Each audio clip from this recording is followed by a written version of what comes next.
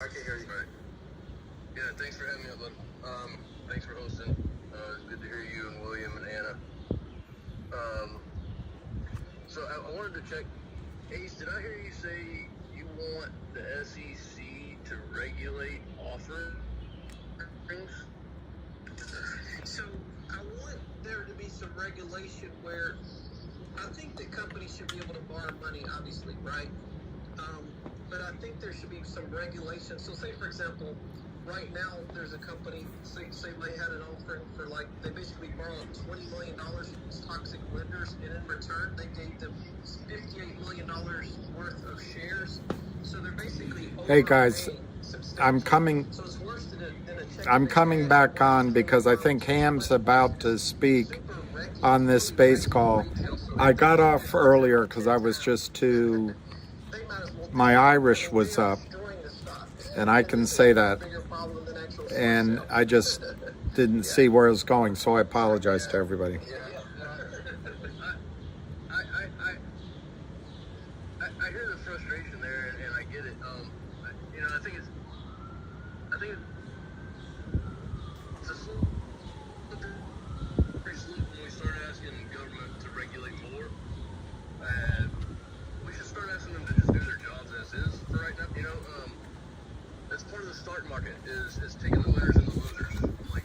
I hate to be that way, but without that, everything just goes up. Every company succeeds.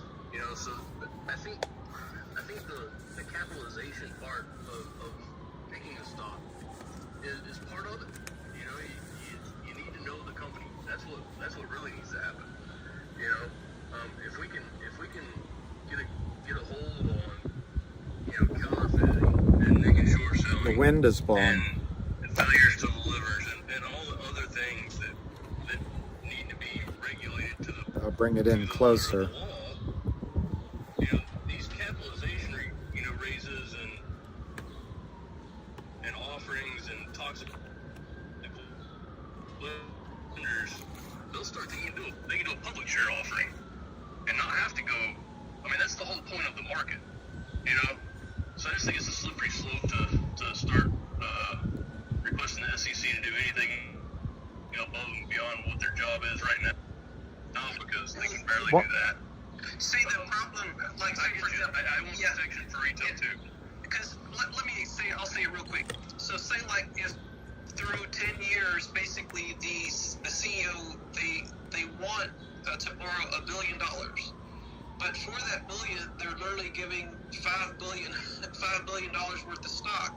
And that CEO, and they haven't generated any revenue. This is, So I'm not losing hope, Woody. Thank you for that. Ham's going to come on here, and I was invited to co-host. But I decided you guys should hear some of this because it's good energy. This is good energy. And I think I overreacted earlier, so coming back on, there was a storm, but we'll see. So it should be legit. So I don't want to say it's a scam, but it literally could basically be a scam, and they just let the business fail.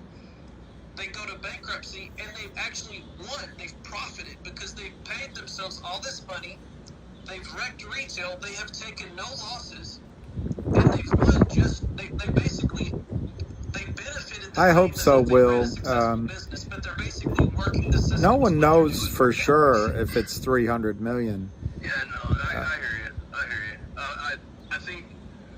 I also think, Will, your analysis is good on where everyone's relying on his understanding. No, I get that. I think the SEC overseeing. I certainly rely on Ham's interpretation and his eyeballing it. And taking out loans. I agree with you. Depreciating your asset and not producing anything. Yeah, there's an enforcement action there for sure. Thanks. Because that's basically what happens in crypto on the small cap DeFi side, where they're literally rug pulling projects, but they're doing it on the stock market the same way as I explained. You know, you guys, Yeah, and those guys need to be prosecuted for sure. All right, William. two things when you're talking about both ACE and Wall Street, to me, that come up. That the over-the-counter markets used to have a vibrancy and an ability to raise capital.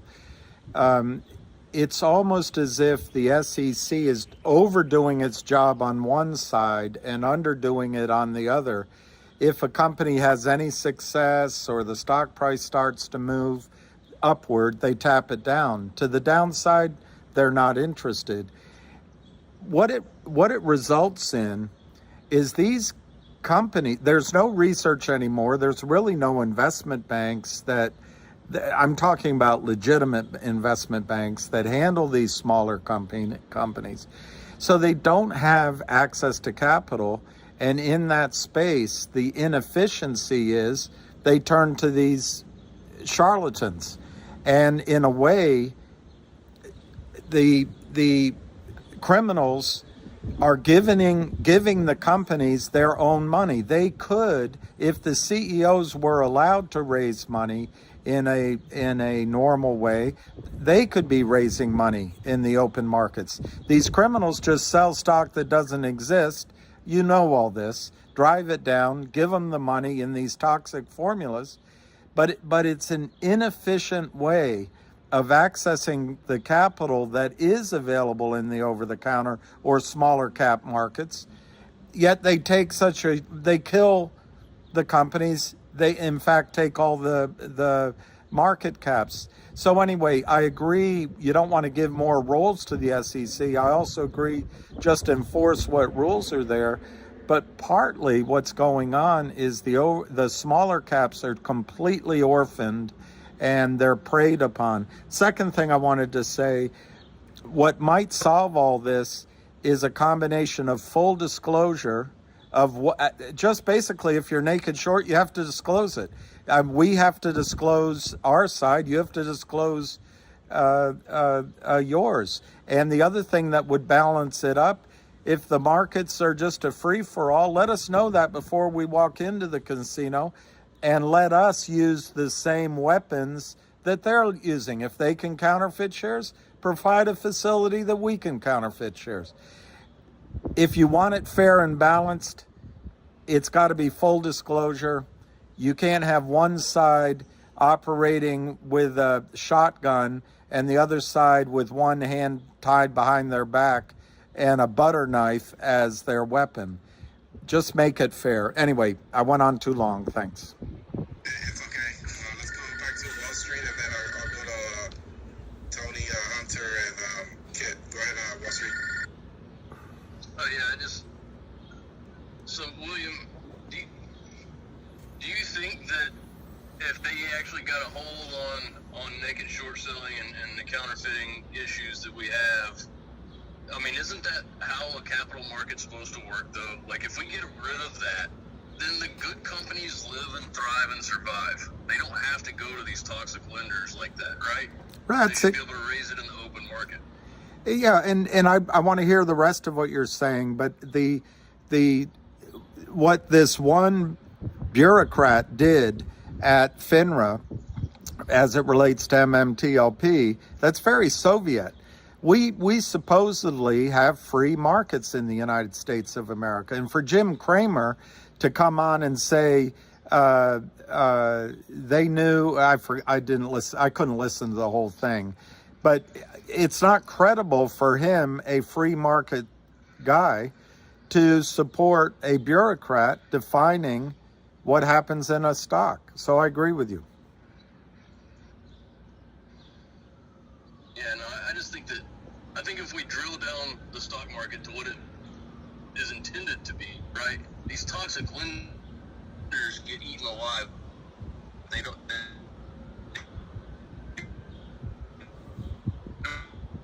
exist anymore. So it's a failing company. But isn't it? Company seeking out a toxic loan, you stop investing in it. Isn't it amazing? You know, at that point, yeah. Sorry, I spoke over you. Yeah, isn't it amazing that they need advantages beyond cheating? Isn't it amazing that they still seek advantages? You're exactly right. They'd be wiped out. The cost of their capital is too high. If we had efficient markets that were allowed to be free and fair and transparent markets, there wouldn't be any of these guys. Or if they were, they'd make very little money. Hey, let's get Hunter in the conversation. Go ahead, Hunter. Hey guys, so just bear with me because I'm driving and I got the message late to join in, but there's a couple of very important points that I want to articulate here when it comes to the naked short selling. Our portfolio consists of about anywhere from 50 to about 65 publicly traded companies that have to deal with this on a daily basis. And I think one of the things that we look This at is Hunter. is the algorithmic trading that happens. And I don't want this to be lost because I agree with what a lot of people are saying on changing, the principles and changing the markets and getting the regulation and, seeing what Gensler's saying and all this. And yeah, Screw algorithmic trading. Shorting, right? But when you, Screw it. You have to kind of take a step back, and that's what we have No, to we do from don't. a fundamental perspective. And I'm just sharing this, and I'm open up to. I think this is a good guy, but we realize that it's like, look, I can't compete with like a Citadel of the world, right? Where they make their entire, living off of, short selling companies and naked short selling companies, and then they hire the in high frequency trading. institutes and the research institutes like, Hindenburg Research and the rest of these companies to come out and write negative articles and do whatever it is. So we understand this. That's it, Ryan Williams. It's obviously a game that's rigged, right, in the people that have the money, right? Because if you have enough money, you can play in the game. And so I think for the average retail investor, it creates a lot of problems. So, you can study your charts, and you can do this, and you can do that, and it's all great, and I understand that, right? But from the majority of companies that I speak with, and I do speak with a lot of publicly traded companies that deal with the effect of companies naked shorting them, and they're having to deal with it. And it's unfortunate, but I think the way you combat it is if you have enough people that can rally around the fact that, hey, we're not going to give in to this, trend that happens when a naked short's identified, and people start, massively taking positions, right, because they want to make a quick dollar.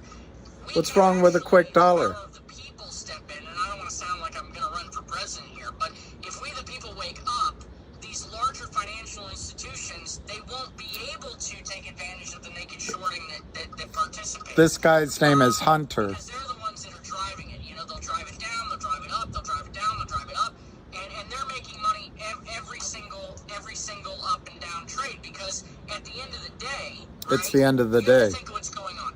These are people that are in the know. They're obviously insider trading. They're obviously, I do need a seltzer. I don't have one. That's what you have to realize.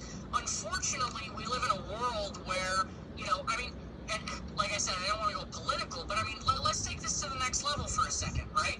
We have no evidence of this stuff that's going on with Trump, right? The markets are responding to that. They're 100% responding to it. So we're going to see what happens tomorrow. It's Tuesday, right? Tuesday, he's supposed to go in. He's indicted. He's going to go in. And we're seeing, and our research arm is looking to see what's the market going to respond to that, right? The guy has 61% of the pulse, but not to digress. This guy manages money, so he's... naked shorting. I don't see naked shorting going anywhere. I really don't. As much as I would like to agree with the fact that it's wrong, I still have to live in the world of reality, and the reality there are still criminals every single day, and there are people that are in the know, and they're going to continue to take advantage of the markets that we have. And it's unfortunate. However, I think there are ways that we can combat it, and that's why I believe Like if the retail market and the everyday consumer out there like you and I can say, look, I'm not going to respond to this we see a guy. short happening. Everyone can see a short happening. I'm not the only one that can say, oh, here's an obvious short that's happening, right? But I'll tell you, there are two companies that I work with right now, okay?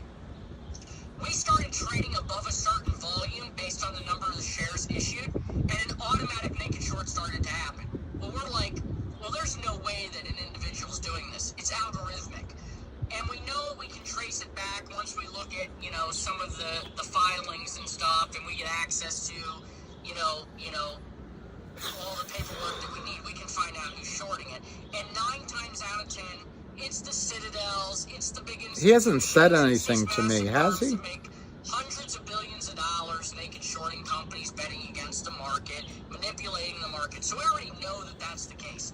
The question I believe we should be talking about Yes. is how do we solve it? How do we combat it? How do we, the people, Well, you've had 10 minutes. Give us the answer. take our money out of fucking Vanguard, excuse my language, right? And stop giving it to the BlackRocks of the world, which are Give it to manipulating you. the markets. Anyway, I'm off my diatribe. I apologize to the forum. I see where everybody's at, and I'm hearing what they're saying. I just feel until we unite in a way that we can combat it, it's a losing battle because they're the ones in control. Not, I'm gonna mute and I'll go to not the audience forever. for any questions.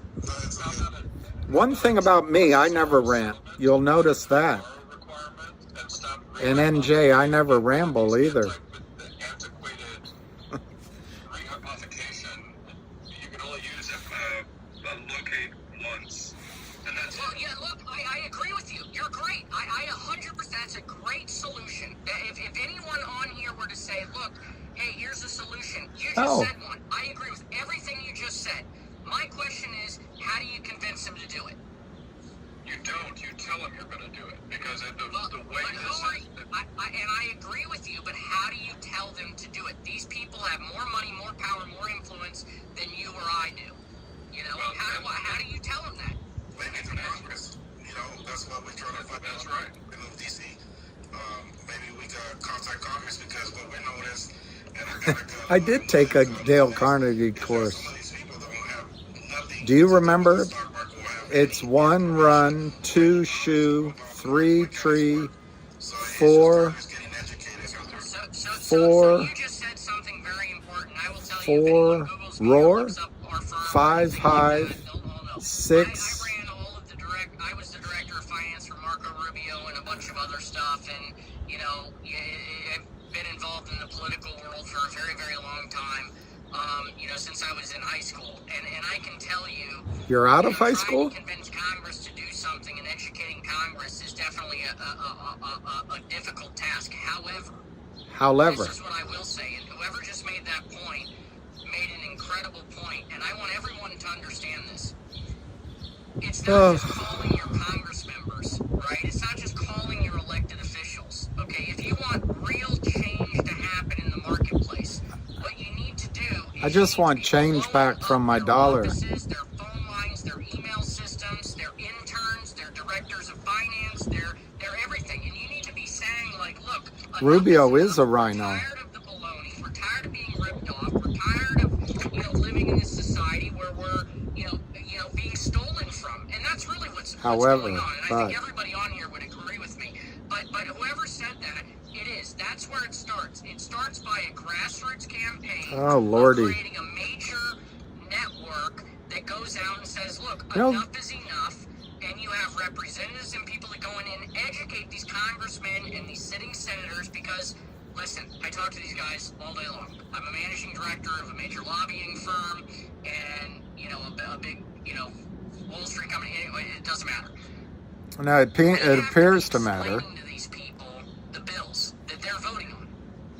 And the fact that we I have think to do that's the problem. I need my glasses, but JB6324, I think you got it. Publication and counterfeit shares and naked short selling, and their eyes kind of glaze over when you're They talking have no about idea what they're talking about. They're exactly right. They have no idea. I'm almost a legend. Explain the situation. Like, Well, for instance, I'm going to sell you a car. never stop believing. You'll be a legend. For that same car 20 times. Nobody has the car. Nobody has the title. But I thought Ham was coming. The hamster was arriving. He's driving back from New York City, where the girls are pretty. But I'm sure he has to get in his car or something. That car dealer would go to jail. And that's where we lose a lot of these people when we're trying to Nitwit. educate them about the system, is we keep talking in these financial and these stock stock market terms. Hell, it's taken me 6 Before months to figure out I what brought the you fuck on, we're talking about because this they is can like turn his, something I Archie don't Barfoot understand. would go on. Do now. Stifle. Let me Stifle, ask one Edith. question though, because I Stifle. agree with what you're saying, right? I don't disagree. Well, I'm thank definitely a God man for of the that. people, and I listen to all opinions. But I have one question for you, Listening okay? doesn't And seem to because be your the reason strongest I'm point. asked is because I don't know the answer, right? I can only assume Well, the we're answer, clear and that's about greed and that. corruption and baloney. But if they got rid of this system, right? We're not talking about. How would the Nancy Pelosi's of the world that started out as nothings and nobodies, right, be worth the amount of money that they are? How about Mitch McConnell? How about Mitch McConnell? You're a Republican. Look at Mitch McConnell. Comes from the poorest state. He's one of the richest senators out there. Why would they be making this money on stuff that we don't have access to? How can you sit on the committees? And why do we have to talk about Congress? I just want to know, because I'm trying to figure this out. I will answer your question with another question.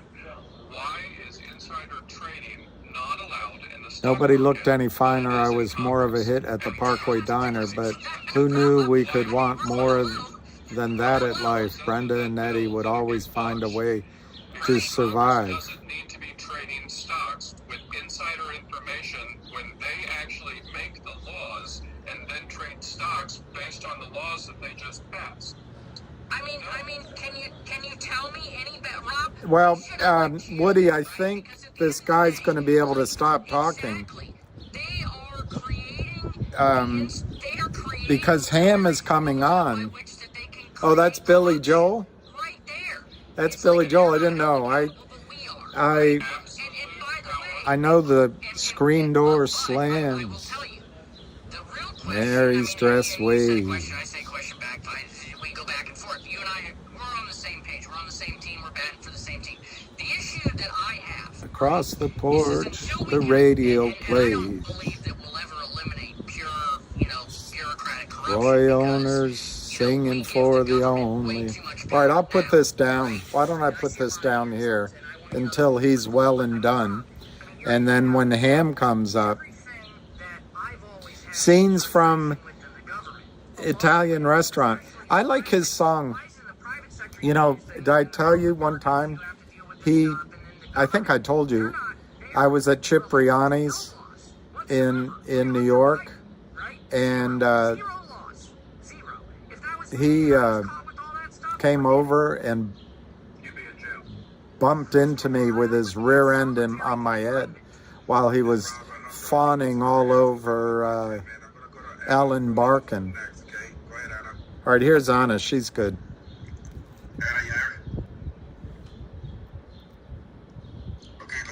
Yeah, and Jay. What's up, man? How you doing? Good, sir. Nice to see you. And Jay. Thank you very much. I just want to chime in about something really quick. Is that talking about short selling, and I've mentioned this a couple of times. The fact that All right, I'll put it down. It's rampant, right? Short selling, it's like Um, it's just nonstop. But it used to so, be cool, and now it's become a business model for profits, for quarterly profits, for just gains. my science professor, when I was in the 9th grade, he loved that song, Drove My Chevy to the Levee, but he didn't know what a levee was. And I always thought a levee was ill-defined, and then I looked it up, and it's not that hard to figure out what a levee is. But I think he was a city guy.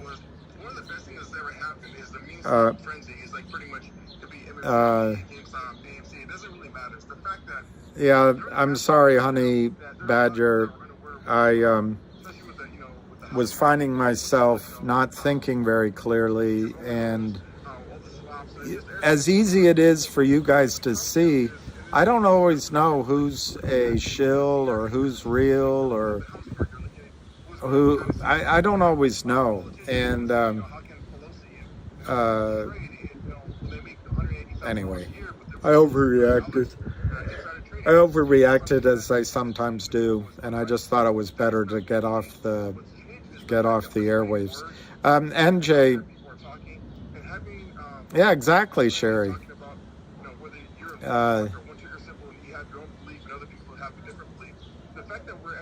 Well, JB JB6324, we're all stuck in GTII. But I think I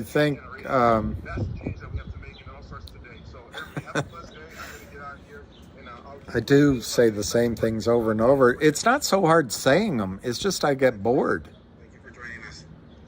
It's always a pleasure. So I'm going to go back to either Hunter, if you want to chime in. Oh, Hunter. We're not listening to Hunter. But we always love your insights. Kit, you didn't have to drop down. Kit, I want to go to you. Look, here's all I'm going to say, right? All right. You can keep talking down there. Nothing that anyone is saying in here with regards to short selling is wrong, right? Specifically naked short selling. They're not wrong. What the conversation... Well, JB, thank you for talking this time, but feel free anytime. But I really appreciate it. It's this negative practice hurts the underbelly of the economy of the United States. I try to talk to everybody, not just the people asking questions. In terms of your point on GTII, we all feel trapped, but I want to tell you, I have a feeling something's coming that will at least shake it up a little bit. I've been wrong. I remember saying that it was cheap at was it $1.45 or $1.49 or something? And here we are at 87 cents. But I think it's going to be, I think it's going to be soon that we'll hear something that will at least give us heart. And I wish one of these stocks would go up, even if it's one you own and I don't own it, so that people start feeling their blood going again. It's like these markets have been totally destroyed.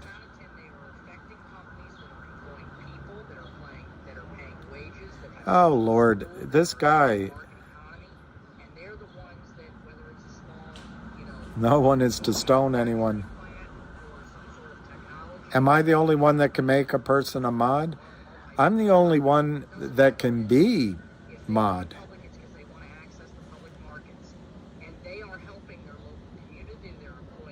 All right, NJ, I heard about that space call, and I got two distinctly different reactions.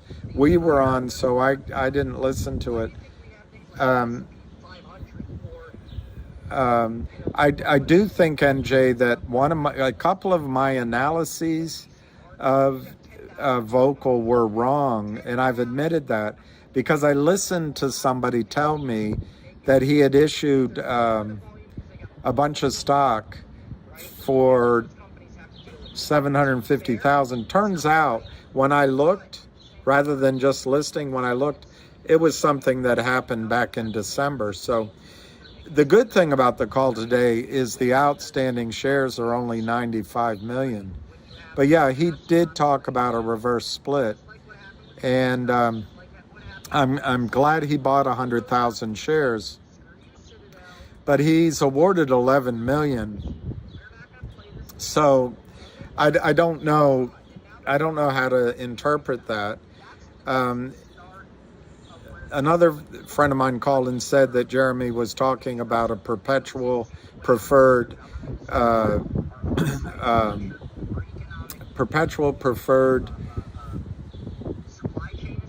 guess that's it, a perpetual preferred.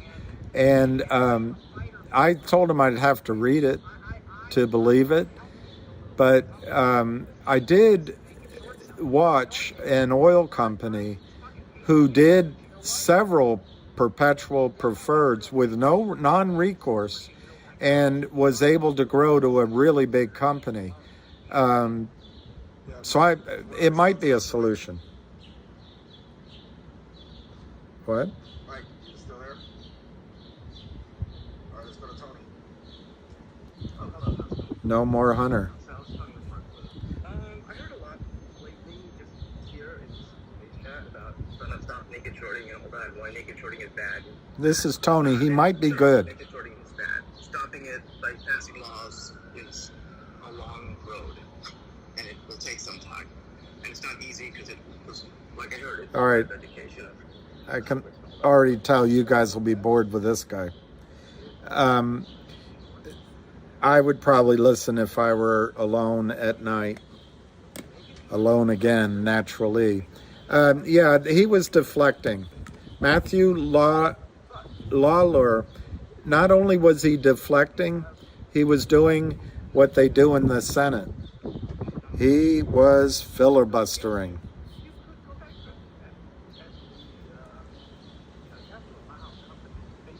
So, NJ, he did talk about, apparently, talked about doing a reverse split only if it were necessary. And, you know, this is the problem.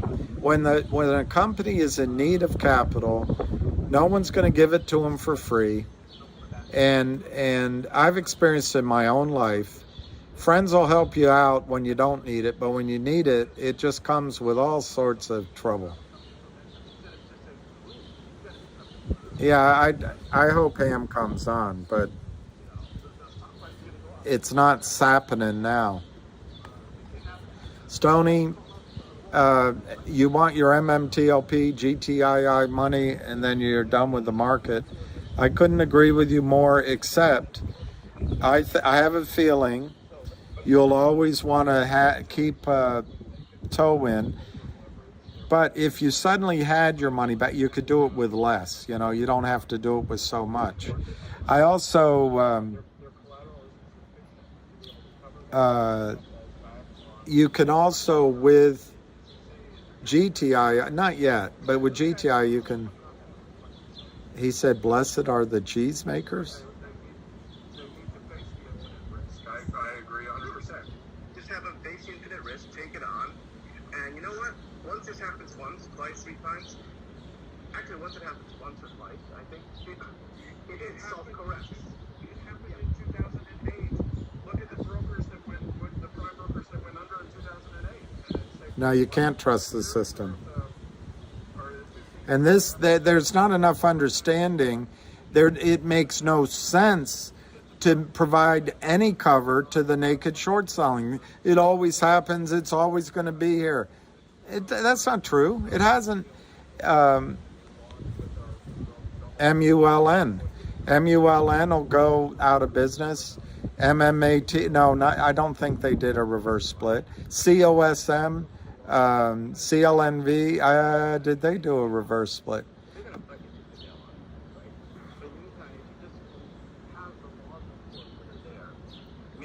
Hey, Samantha. Sorry, and to everyone else, I lost my, I felt like I had to hang up the phone because I didn't know where it was all going. So, and I'm back because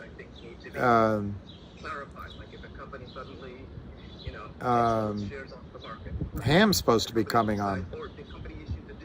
You did lose on MULN? I'm sorry. The problem with MULN is, as good as the story seems, they're going to destroy the market cap. If they can't provide it, they got to go out of their way to find a way to provide it. That's the whole thing, right? And if that means the share price goes to infinity, it goes to infinity. That's just the way. Let me ask you this. Yeah. So there have been a lot of, in the MMTLP community, there have been a lot of people coming out on the other side of this that are just calling us stupid investors that made a bad investment. Well, you understand Assad. Assad? We lost all our money in the stock market, and so we must be stupid. If Let me ask you this. Has anyone... Sorry, I can't hear you. Can you repeat? Assad, just using just a legitimate short. Just a legitimate short. You know, It's Rob there? And then, Rob, you gotta unmute yourself. Try it again.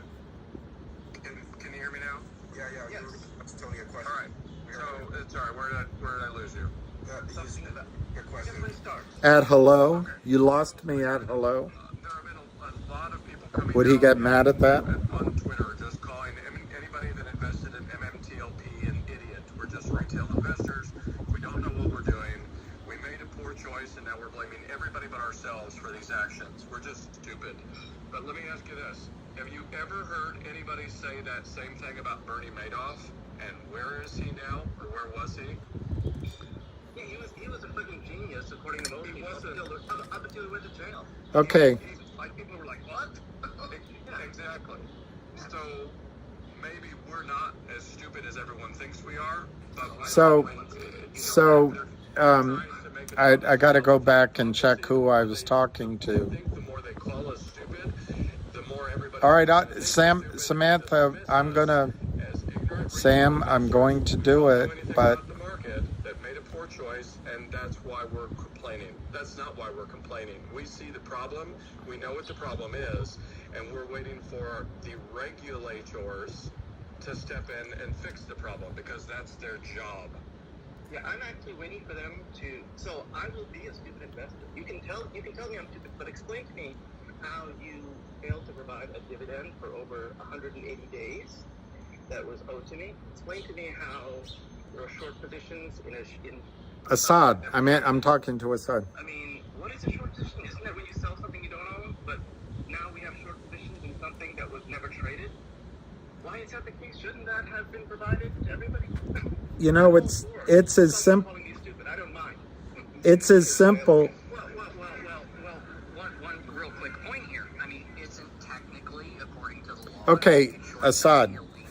If a account is short 100 million shares legitimately, it's $2.50 a share to hold it. Go ahead, William. All I wanted to say, listening to all you guys, we're also asking for a simple full disclosure. That's it, full disclosure. On the long side, on the corporate side, Reg FD, everything has to be disclosed. Well, disclose how many shares are short. Just disclose it. Then we can make a full decision. Disclose the blue sheets as requested. Then we can make our decision. By the way, stopping trading doesn't help us make our decision. Keep the trading open. Give us full information. We'll trade our way out of it or in it. Yeah, actually, William, trading has been stopped for over 180 days. So, Oh, really? I didn't know. yeah, there should be no problem for them to disclose these blue sheets because it's obsolete information, right? Who could it harm? You can't buy, you can't sell. I have a feeling, Tony, I have a feeling, Tony, it can harm one or two prime brokers massively. That's why they're not showing it. That's my opinion. Oh, I agree. But I'm just saying, technically, it's stopped. They should be able to release this. Right? Yeah, you're right. Well, yeah. All right, so Let's go to another hand. Magic, you have the mic. Assad, 100 million shares. Magic, you there? The Everybody does have their hands up. Thank you for patiently waiting. Interesting conversation. Magic. 100 million, you need $2.50 a share in your account if you shorted 100 million shares, Assad. So that's 250 million sitting in that account. Guess what? You do 1,000 for one stock split, and I'm not sure I'm doing that correctly.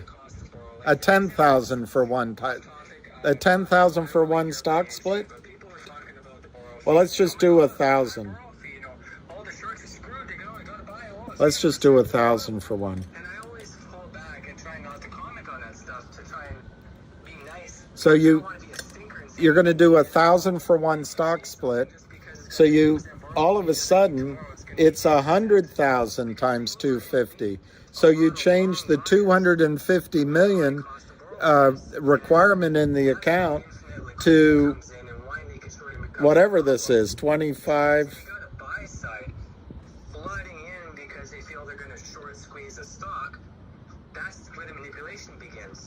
To 25 million. That's why when they do reverse splits, all of a sudden they only need to keep 25 million in the account instead of 25 million. And by reverse splitting, whatever the stock price was, you take it from $1 to $100. And look at how juicy that looks. They can drive it back down to $1. They don't pay interest on their exactly selling. because if they're a bona fide market maker, or they're a hedge fund or a prime broker who borrows the bona fide market maker. This is Rob. He knows what he's talking about. Exactly. No, that's right, and that's the problem is they beat Did I tell you that they beat Novak Djokovic won this 23rd Grand Slam? Pretty much all of the information that's out there, whether you're getting it from FinTel or Did I short sale tell you guys that Novak Djokovic won his 23rd Grand Slam? That's how they manipulate. That's how they manipulate and cause naked shorting to be an existent problem, because you cannot naked short unless you can validate a short squeeze sentiment building up in a social media platform. So basically, you can create a naked short selling. Hey, lucky boy. Make it legal, so long Hey, as you lucky create boy. the situation that causes the problem Hey, in the first lucky place. boy. So if you put up an arbitrary number like Hey, lucky 1,000% boy. cost to borrow, you can probably, with enough mouths on Twitter or Reddit, create the sentiment that allows them to justify naked shorting. And it's naked going tail over and over again. What do you think about that answer? Well, I could give you 5 cases. Did I tell you that Novak Djokovic won his 23rd Grand Slam? Perfect example of that. Beating Nadal, beating Federer. But you know what's amazing? When you think about it, Massively attacked by naked shorting. Logic was another one. GOLQ, that's another one. Massively attacked by like everything he's saying is absolutely correct. And the thing that people have to realize is these things are triggered algorithmically. the three of them have 65 Grand Slams. And then they just take over. So I mean, you know, it's, do you have the staying power? And yeah, I mean, there's a lot of stuff that we can go into this. I mean, this is a deep well which no one wants to go down to the bottom of. So the other part is not just the borrowing; it's the failures to deliver, right? So they have the option. So they do a fail to deliver, and then they pay a small fee. How is every... Lucky is right over here. Like that. Sometimes they do something else for you. Sometimes they There's Lucky. Sometimes they just blow it off. There you go. You know, they're not required to pay that. They're like, well, oh, it's like getting a collections check, right? Or like in a lawsuit, like, oh, well, I'm going to do a judgment. Well, now you Come over here, Lucky. You can come over here. That's the problem people understand about the corporate infrastructure versus the capital markets requirements versus all these other legal entities that they have. They can say, well, you now owe us this money. But they're going to turn around and be like, okay, collect. They're not going to do it. Like, that's what people need to understand. Like, this is a much bigger game that people want to play, right? And I'm not trying to be sinister about the whole thing, but I am. Like, at the end of the day, that's me personally. I've fought for a lot of these companies, but I mean, at the end of the day, he's right. Like they're not required to pay it if a call comes in. Thank you for that. Let's go to Quantum Alien GPT. Go ahead. 13 years old. Quantum, you there? And not any smarter than when I got him. Let's go, Steph. He's a smart dog, though. Steph, you there? You gotta unmute yourself. That's my jar for this. And I recognize we're talking naked short. Let's also acknowledge the fines that are not really, it's just a pay to play. I mean, the fines that are taking place for some of these large organizations are a complete joke. I just wanted to bring that up because if you look at what it is, it's a traffic ticket. It's a traffic ticket for someone who has the money to perform maintenance on their Bugatti every time they take it out of the garage. Do they ever pay the traffic ticket though? The answer is no. Well, that's another complaint. Exactly. The cost of doing business. You're such a good boy. You're such a good boy. Here, come here. Can I just chime in on Come this? here. I remember, like, Come when here. I was in Congress, I Can don't you know come if up? this is in front Can of you me, come but up? That was something I brought out to Can you come up? the Come on legislative now. councils that I was meeting with. I Come said, on. you know, Gary Gensler, because he was meeting with Congress, and he's seeking more money. He doesn't even, I think it's like less than 50% 18. of the fees that are like issued that are actually ever received. He's the best. So He's the that's best just boy. more taxes If I didn't have him, you have to pay to fund the if I didn't have you, they're not doing their job, so I just wanted to I share don't that. want nobody else. Completely agree. He's getting old, though. Steph, were you done, sir? getting old. He's getting old. Yes, sir. Thank you very much. Thank you. No problem. So let's go. Quantum, are you there? Are you back? Yeah, I'm here. Go for it. So I wanted to say, somebody said it's 2008 all over again, right?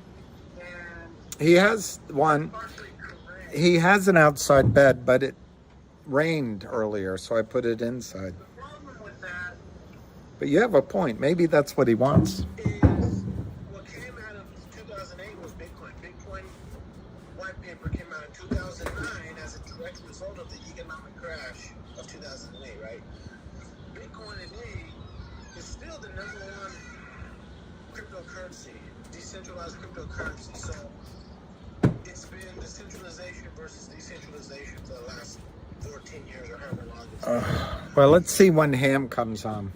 The stock market, the top 10 companies in the world, they're all tech companies. Right? So They're all what companies? to 2x, 3x in the stock market because the market cap's already saturated. You know, you might be able to find a cryptocurrency. You're better off finding a cryptocurrency that will 10x, 100x. If that's not that easy to do. That's not that easy to do. Anybody want to chime in? Yeah, so Bitcoin is one of the most honest markets out there. Have I or my team viewed the GTI? What do you mean? They've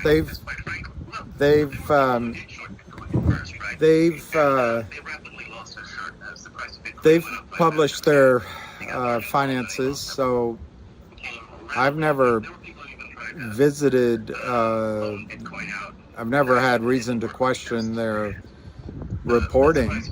I think that's all legitimate. It's all been filed with the SEC. I've met with some of the larger whales, but not that they'd remember me that well. But I had dinner and chat time with a bunch of the whales. But no, I don't know what you mean if I check their figures. If you mean the number of shares short, I haven't been able to prove that number one way or the other than FINRA data. Large brokerage firms know all about that crap. So they have a risk assessment department, and they investigate cryptocurrencies, and they have. What's that? I sent you the article regarding the topic for the call you're on. I wasn't aware of the space call. No, don't feel silly. I didn't see the article, though. But crypto, if you transferred all the stocks, because I don't know very much about blockchain to be honest, but the transparency on all of these blockchains, I think, is ABA. what we're looking for, and that's why. Hey, that's why SEC hi is everybody. so against it. Don't worry, it's Then fine. The Don't. major hedge funds and prime brokers lose that proprietary trading data because Cheating data. They lose their cheating data. Yeah, at worst it's 8 minutes late. I mean, it's 8 minutes behind or something like that. 10 minutes behind. That's not Right, and so they lose their technical advantage. Not only that, you can take Bitcoin off an exchange very easily, right? Because you just bring it to your own wallet, and if you want to put Bitcoin back on the exchange, you take it from your Bitcoin. wallet, bring it right back in. It's like directly registering your shares, except you don't have to go through a hassle. It doesn't take days or weeks. You don't have to pay any fees. Well, you do have to pay fees, but it's like 0.1%. Yeah, it's not 5. All right, I don't know if Ham's coming. Like 5 cents. We'll give him a little more time. So let's go to another hand real quick. Let's go to Perry. I was going to go to you. Did you want to chime in? Yeah, I just had a couple quick things. Perry's good. The other thing that came out of 2008 was that, and like that's either the biggest failed experiment in history, or these Congress people that we keep playing off as dumb and don't know what's going on. It was the Pelosi's and those lifelong career politicians. That's not gonna go anywhere. Ape loves ape. I looked up MBOT. I studied it for about 30 minutes, and let me just see where it's trading. The man behind the curtain is at the SEC because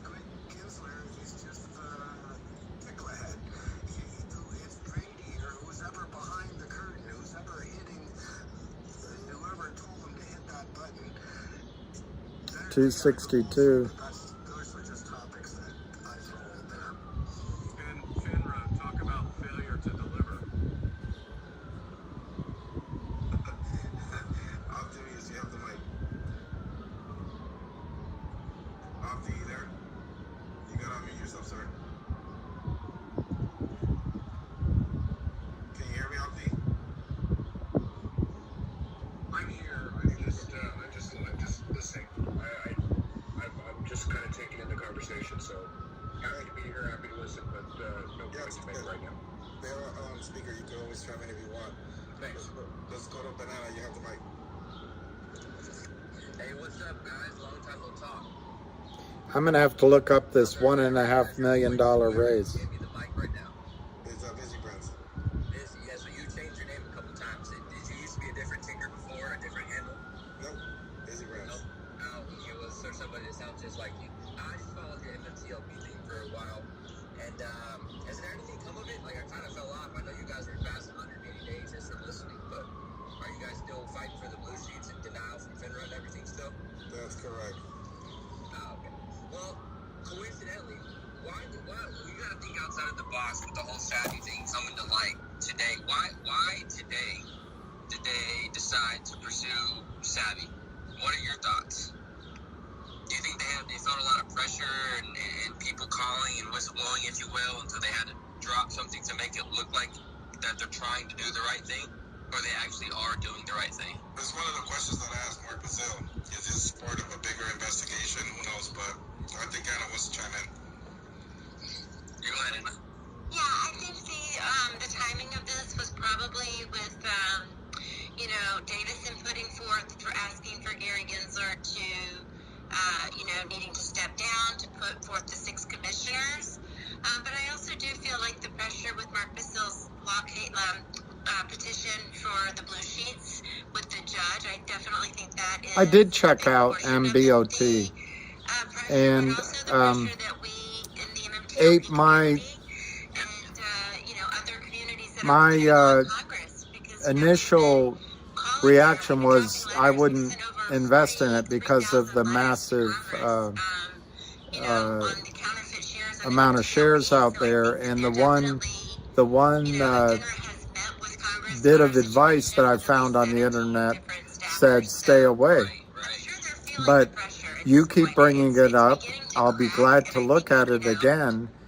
They just did a financing for $1.5 million that emphasized that it's at market, which just smacks of a toxic convertible note financing. I have to go look on the SEC site and read it. I personally think MB, if you want my, what is it? They are pre-revenue, but did 3 offerings. The float is under 10 million. Maybe I'm... All right, Ape Lover, let's focus on that. Board members of companies. I've often wondered, for instance, like with the AMC days, right?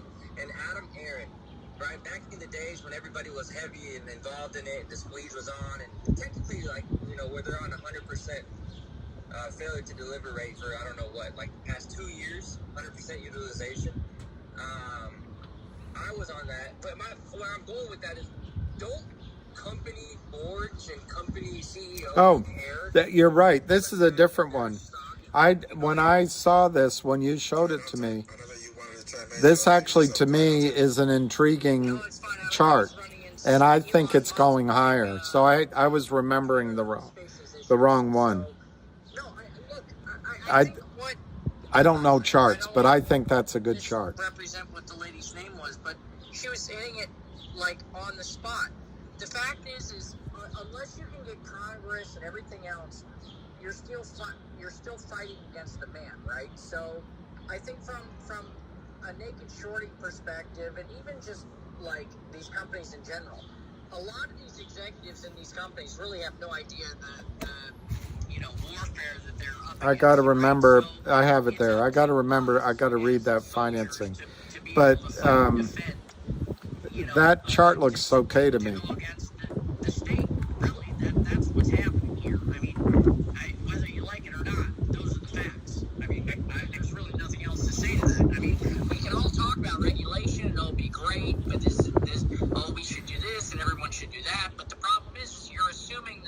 regulation is based on morality.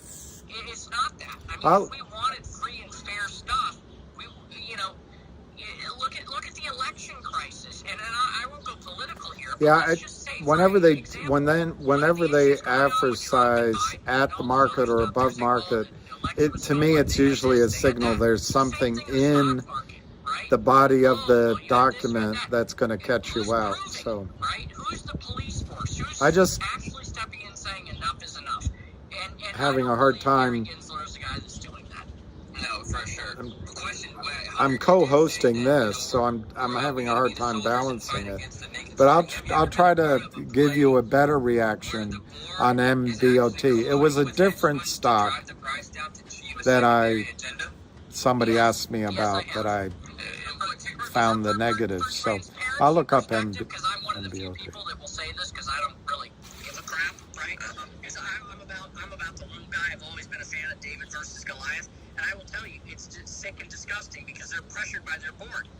It's really never the CEO, right? It's always the board because the board controls a lot of the stock and a lot of the shares, right? Right. They're like, oh, hey, we can make this. We can get this liquidation. We can do this. We can do that. So yeah, I've been a part of it, and I've seen it. It's been and I'll tell you, in all honesty, I've been on the losing end of half of them because I don't agree with it because I'm an ethical person, right?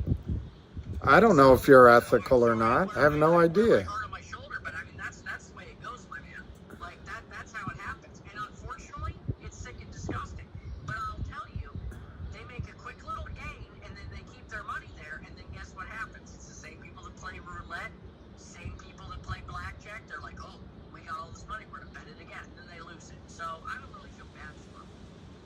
Right, where I was going with that is it's a major SPAC problem. I agree with you, rosy gray glasses. I want nothing to do with SPACs. I think SPACs are disgusting, and you know, we saw the manipulation and all that stuff that goes down. But I will tell you, a lot of the members of my quote fan club, and I say fan club to the people that like that I speak my mind, right, is the fact that unless I have to be CEO of a publicly traded company, I'm on the outside. But if I was ever running a publicly traded company, and that could happen, right? It may happen tomorrow. I mean, I could be tapped, no problem. And I would tell you, I would have to deal with this. I would have to deal with the problem we're talking about on the phone right now because we would create a lot of volume. There's a lot of stuff that would happen, and I would have to deal with the naked. It's nice to have self-certainty. It's a blessing to be self-certain. Period. Right? That's why you have It's a real blessing to have self-certainty. taking advantage of the capital markets, even though, you know, it's positive. West Virginia, I think GTII needs. And a lot of these other things that are out there, and AMC and GameStop and all this other stuff, right? I think we have to set ourselves in a position to where we need to control the power across the board. I don't know how that happens. What are you smoking? Thinking, but People might respect you for speaking your mind, but what the fuck are you smoking? it is what it is. Thank you, Hunter. Thank you, Banana. Let's go to Roddick Room. Hey, good afternoon, guys. I just wanted to comment on the SAFI or whatever the SEC came out and charged today. Like, if they're trying to take the air quotes heat down, West Virginia, that's my answer. you know, realistically, the most vocal and pissed off and effective group of people, investors advocating against the SEC. Wow, XX. I don't know much about what's going on with Dos Equis. I don't know what's going on with AMC, but that does sound mighty suspicious. Or someone that works for him, that's what needs to get resolved. You know, McHenry's done it. I think And I know a lot of people, myself included, don't like either Trento or any new acquisition they might be looking at. Anything that gives value to the per share price. McHenry saga that's going on as far as that goes. Thank you, Ruggaroo. Did anybody want to chime in with what he just said before I move on to Hans? Anthony, I see you up here. You have the mic. Anthony, you there? I totally didn't know what he said. You have the mic. I didn't listen to what he said.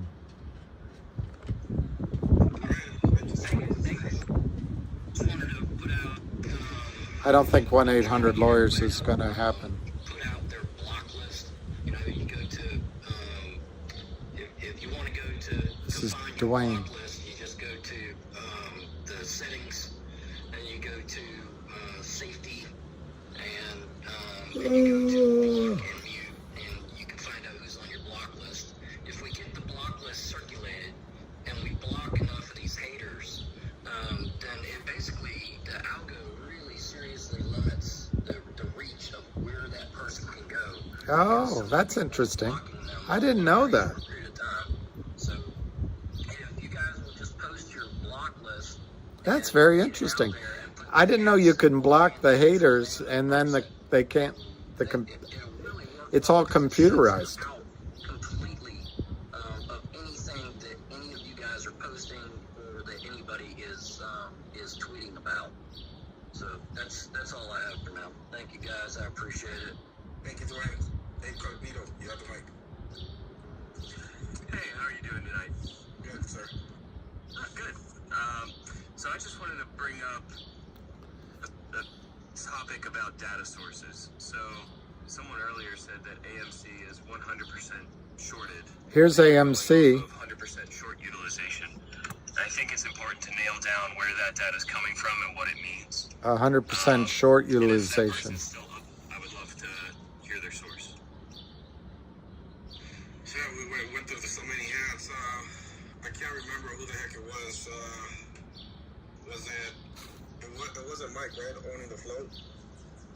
He's not up here. Sorry, Incognito. I don't know who No, that's all good. I've heard that metric quite a few times, and usually they're referencing Ortex, and Ortex is a third-party aggregator. They look at data that's available. God, Ape is at 159. From it, but when they say that it's 100% utilized, that means that the shares that they see available for borrow are all being borrowed, and what that doesn't include would be a lot of other shares that may be coming out of other sources that they don't aggregate on. So I'm a data analyst by trade, and just knowing the data that you're looking at before you start to draw conclusions from it's incredibly important. Yeah, I don't trust Ortex. I never have. But thank you for that insight, Incognito.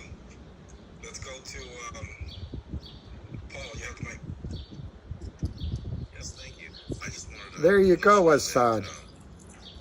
Well, of course it was my thought, so I agree with you, but I'm sure it was your thought as well. Website, and there's an app for it. One of the companies is Genius Brands, GNUS, and they have an active CEO who's, you know... This guy talks very low and quiet. He seems like he's good, but I can barely hear him. The app is actually CEO Block, CEOBlock.com, and it talks about illegal naked short selling and its biggest risk to the public markets today. And once you go to the site, you can find out more about that stuff. I just want to bring it to everybody's attention that there are CEOs out there that are actively 24 stockbound. fighting, you know, these The short guy sellers was that are talking about blocking computerized and companies. So algorithms. with that, you guys check I that thought, out, and it's my but 2 cents.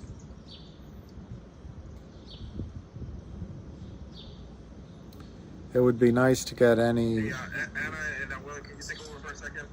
Yeah, thanks, Yeah. Lizzie. I'm going to just chime in on what was just said, but, 87% of companies are down from where they IP. I think they IPO from the year of date when they IPO. And so in order to, go public, these companies have to have pretty good fundamentals. The sad thing is that the CEOs can't, they're having to fight the She's good, but there's some. essentially, like, the CEOs are having to be forced to not run their company. Yeah, she's right. On having to focus on fighting the counterfeit shares that are being created and, you know, I agree dragging with their you. company down. So just wanted to point that out. I think that's 100% correct. The CEOs, just to add to that on an opinion level, but I've also spoken to senior guys from exchanges. Any company that goes public that's not fully funded on the small cap exchanges is crazy, because you're never going to succeed the way way it's structured now. Guys, just jumping in here, guys. This is Ham. And I spoke to William about this morning. If he doesn't cut it out with his bullshit small cap stocks, New York Stock Exchange stocks get robbed, William. I told you 50 goddamn times. Yeah, but the difference is, Ham, on the big stocks, there's big buyers. I understand that, but they still manipulate them. If you just look at the Uber IPO, they get shorted on that. And if you look at the price action, they destroyed it. Right? So this is a major problem. And you know what? Let me make a short Apple computer, and I can show you how I can make $1 million a day. I agree with that. I agree with that. No, there's big buyers, but if you keep selling it, you can create a panic. And that's what they do. And that's the whole game. Is you create a panic and make people to sell. That's what the game is. All right, so I'm just going to change on. I don't know where the hell everybody was. I was driving. But I found out the news. That guy Shabby is in every deal. He's notorious. He does all the Wainwright deals, so obviously Wainwright's got to be tied to this somehow. This is a whole network. I told you guys about this whole thing 1,000 times. They're in every name. They're like cockroaches. And if you look at them, I didn't get a chance to read the whole release. But did they ever mention the symbols that they destroyed? Exactly. Anybody? I don't know. William? Anna? Anybody? No, they didn't. They didn't mention the names of the 10 companies. No. They didn't mention the names. Once again, every one of those companies that did a deal, okay, I'm sure if you went to the NASDAQ and looked up their holdings and see where they did deals, every one of those CEOs should be suing them. Okay, for securities fraud, because it damaged every one of those public companies. The DOJ should be locking them up for what they did. How much money was stolen and destroyed? How many lives were ruined?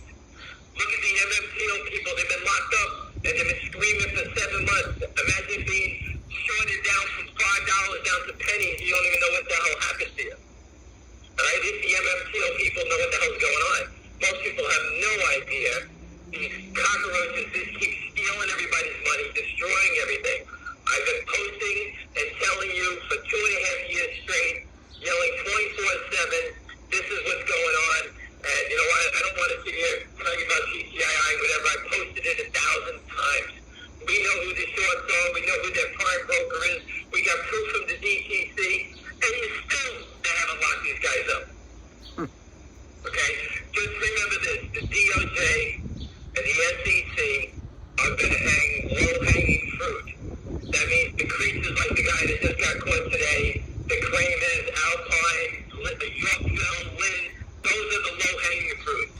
The bigger players, the Goldman, Millennium, they're going to let Stevie Cohen, all those other characters get away, and they're going to paper the trade. You're going to see these names all over the paper. One at a time, they're going to start going down.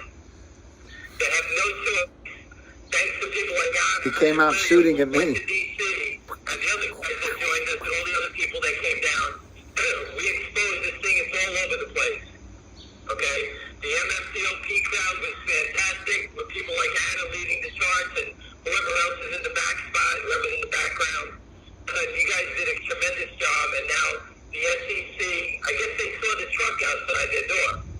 Right? They're finally going to expose this and tell you. Now, Matt Levine said this and that it's make-believe. I told you that guy's a piece of garbage. They wrote this story in 2017 on Google. I questioned him for 3 years straight for more information. He won't even acknowledge it. And someone told me the other day, he said that naked short selling is make-believe. I haven't got on the computer yet, but I'm going to rip him up too. Right? These people have been lying to you. Everyone on this phone call. You'll meet him. Have been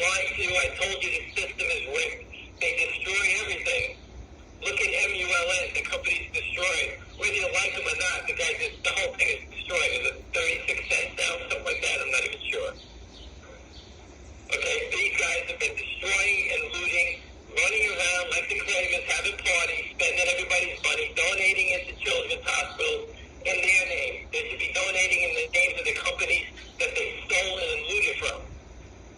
Okay, so again, I think this is going to explode. I think these guys are going to start going down one at a time, and I think the DOJ has no choice but to prosecute. Okay, this is going to turn into a criminal offense. The network, the market makers, these guys have got to be insisting to be standing here doing this like they are in GTII every day. Okay, I don't know who's behind this thing. They got to be offshore, because the guys onshore are going to be shitting their pants. Between Shabby and the rest of these characters, they're all a bunch of weasels. Look at Lynn Harden, these are weasels. Right? They just steal, they go out, and they act like they're Goldman Sachs. Okay, these guys need to be shut down and locked up, and they should be registered Mark Brazil. These are RICO charges all over the place, littered all over the place. They destroyed and looted, they ruined lives, they stole their money, destroyed the public companies, and now they undermine the whole U.S. economy because of what they've been doing. And I always tell you, the city of Rochester, I knocked on their door, I spoke with a lease. They saved the city of Rochester. They leased Kodak. Even Kodak was a down stock. Now it's a $5 stock struggling. That's how much they destroyed it. It did every stock. Anyway, I think I yelled enough and did what I had to do. William, no more small cap nonsense. All right, Ham. You know, big names. I know they're hurting everybody too. I understand. I Have a great night. I just got back from New York, and it was a long day. So have a great. No questions? No questions? Do you want to take some Q&A, Sam? He just had a long drive. Let him be. All right, Ham. Talk to you later. Thanks, Ham. Grumpy Ham. You know what? I do want to bring up to the mic. I see Chad and also, let me see, Mr. Rick. Are you in here? Or did he drop down? Just if you guys can give us a status update whenever you get a chance in regards to BBIG, I greatly appreciate it. What's going on in there? I talked to Mello, and it's just beyond fraud. I mean, if you guys thought that MTLP was bad, wait until you hear this story. But yeah, Chad, if you want to take a minute and just brief us, I'm going to go to a couple of hands and then I'll go to you, Chad. Is that okay? Chad? Yeah, that'd be great. Busy Beans just invited me up. Thanks. I'll wait for the hands to go down. All right, thank you. Appreciate it, brother.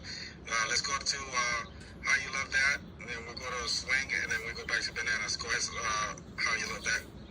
Yeah, with the petition going around about Gary Gensler, I don't think he should go. Ham has left the building. I think he should take Granny Daddy with him, because his name has been at the top of that list of bad actors, and Sam Dreddy needs to go with him, if not Patricia also.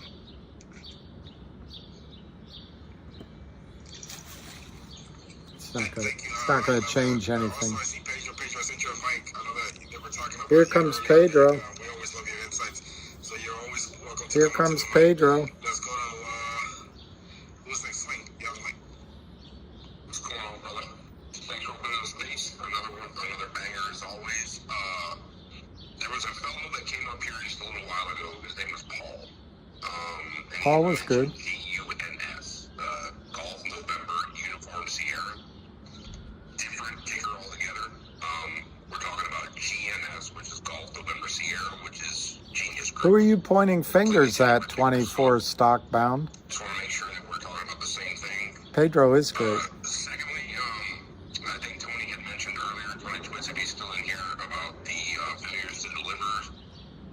That's probably one of the biggest indicators. And somebody had also mentioned about the cost of borrowing. Yes, that's completely fabricated.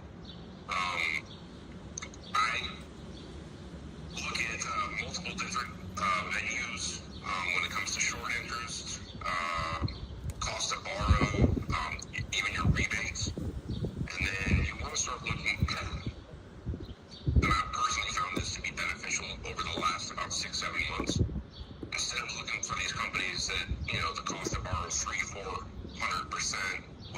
So that wasn't Ham's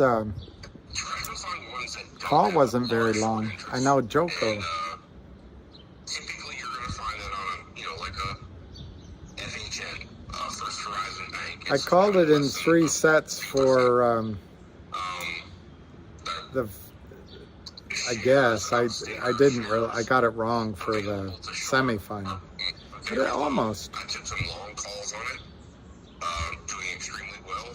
You guys can make money just looking for the right things, and then you can always take your speculation plays. Like you're heavily shorted if you want to say, if you believe in the company like me, Meta Materials and Genius, GNS, not G, not the other one.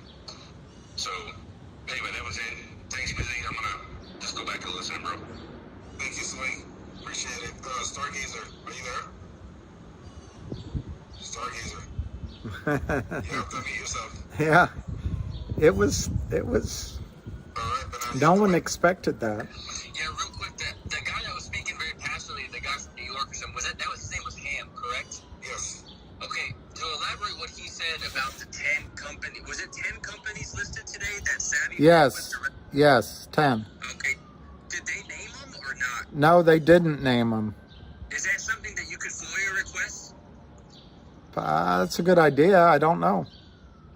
I assume you can make the request. I don't know if they answer. Right. I mean, for instance, I know one plan that I'm in, ABCTQ. The board actually colluded and did deals, private placement deals with Savvy. After they received patents back from Hudson Bay, 2 weeks difference, and CVI. They work with 3 hedge funds within a 3-week period. To do a private placement deal with somebody, that means you have to have a relationship in place. You don't just say we're going to do a private placement and then call somebody after to see if you can fulfill the financial need, if you will. So that tells me that companies collude all the time with these guys. And I know that Ham said whatever CEOs are involved with this type of deal, these type of deals need to be held accountable. Well, that's where I was going with board members colluding with hedge funds as well, because the play I'm in, one of them, they did a private placement with Savvy Management that potentially killed the short squeeze when the squeeze was on. So it makes you realize, like, openly that companies actually need hedge funds to be able to function and achieve goals that they do, and they claim that they don't have predetermined deals and collusion with them, and we actually think that the companies are quote unquote innocent and they don't know any better and they're being shorted by these people, like the Roger Hamilton type deal. But it also goes the other way, where the companies directly work with them willingly. I think I just put up in the nest maybe what you were looking for. Someone put it out. I can't verify that it's where the source came from. It's Mr. Rick, and it's the top 50 Savvy Management holdings. And I thought it was really interesting because MMAT, which is tied to MMTLP, that is in the top 50. So that's I put it up in the nest if you want to take a look at it. And maybe is ABCTQ in the top 50? I'm trying to look through the nest right now. Actually, right now I'm only seeing a screenshot of it, but it's up in the nest and just put it up there. So you could probably go back to Mr. Rick and see where he got that source from. Okay, I'll ask Mr. Rick. Thank you. Sure. Anna's great. Pedro, did you want to chime in on that? I mean, it's a lot to unpack here today. Thank you for joining us. I know that William was looking forward to hearing from you. So was that. I was. You have the mic, sir. Chime in on what? You say, you got Congress is acting, trying to bring up a bill to remove Gensler. And then now you have the SEC going after a couple of companies for naked shorting. I mean, thoughts like. Yeah, I saw all that. I'm skeptical, to be honest with you. A couple years ago when they had all the headlines about how the DOJ had a criminal investigation into the short guys. Remember that? All the headlines. Everyone got excited that they were going to go crack down on these people. Well, you know what? Hindenburg's running a short and distort on Icon right now. So if I tweeted at least on the swap stuff, tweeted the other night, if it's true, it's a big deal. All right, because I've been saying for years. Well, it's an SEC release. Everything happens on the, on the behind the curtain using swaps. Okay, everything is done that way because it's how they can hide the short position. Right, it's utilizing the Madoff exemption. So I always cringe when I hear people clinging to a reported short number. I'm just like, boy, you just don't rely on any of that data. If anything, the news that we heard about the SEC cracking down on swaps tells you that they've known for a long time that's the fucking cesspool right there. Okay, that's where all the dirty shit goes on. And I get furious because I'm like, this is a fucking joke. They've obviously known this for a long time, that this is where the shit goes on, right? And just so you back up a little bit, the market maker exemption allows for a market maker to sell stock short without a borrow or reporting it. So hedge funds use swaps. If everybody understands how a swap works, it's a synthetic instrument, it's a contract, and it keeps the actual short on the market maker's balance sheet. That's what happened in Archegos. And he was loading up all these prime brokers in Paramount and a couple other names. It all blew up. He walked away. They ended up, they had no other side to their hedge, and they all got blown up. That's what started the end of CSFB. So we'll see. Let's see. I haven't seen anything in the stocks that tells me there's any fear anywhere. Personally. Like, it'll show up in the stocks, folks. It'll show up in the stocks.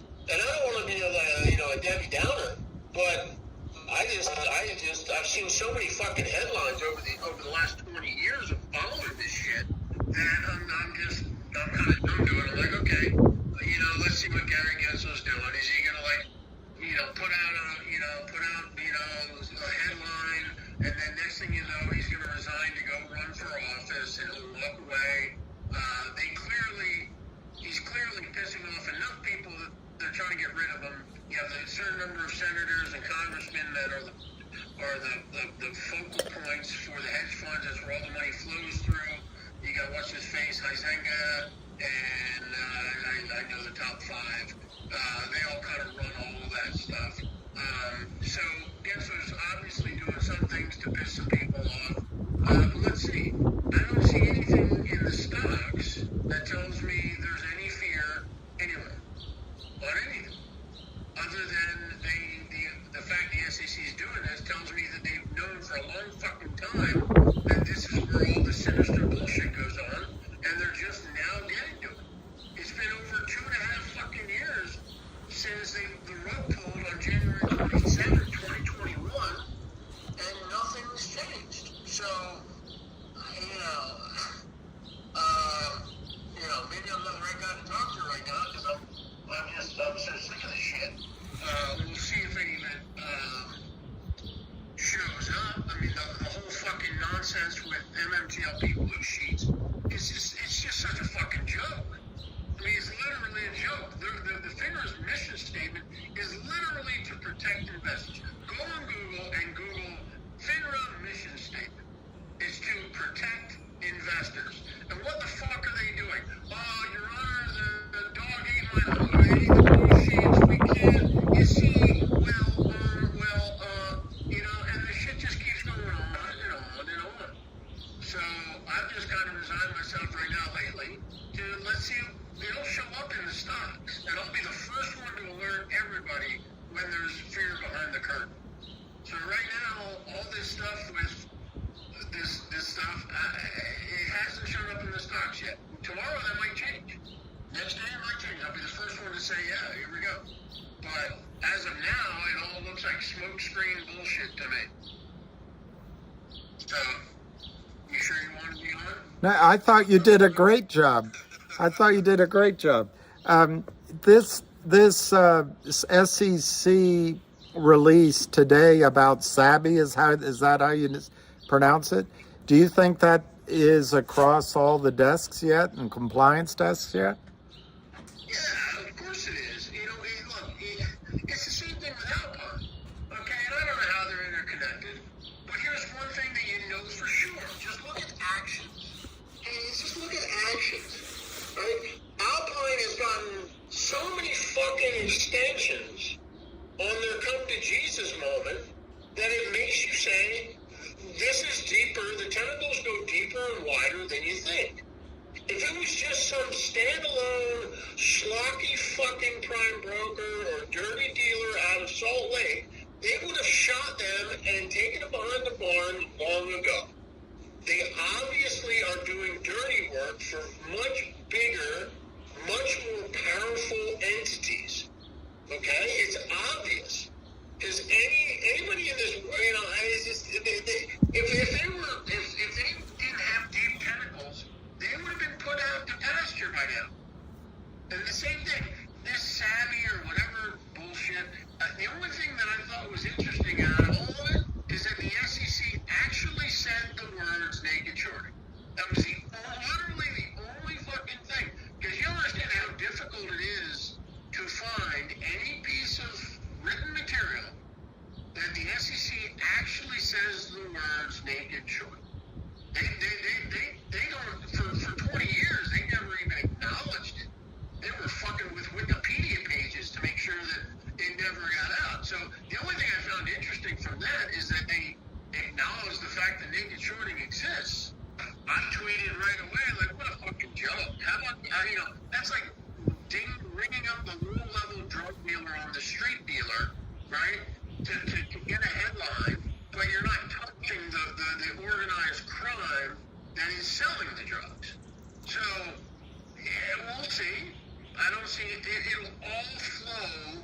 When there's chaos or panic behind the curtain, like something has gotten too close to the third rail, you'll see it in the stocks, guys. You'll see it in the stocks. Everything will start fucking ripping because literally this is across every single microcap that exists. Every single one. And I've heard somebody on before, the gentleman on before, talking about dirty management. The other thing we're learning here is I'm actually surprised. I always thought that there was a decent percentage of dirty CEOs. That's gone up by a measure of 100% in the last 6 months.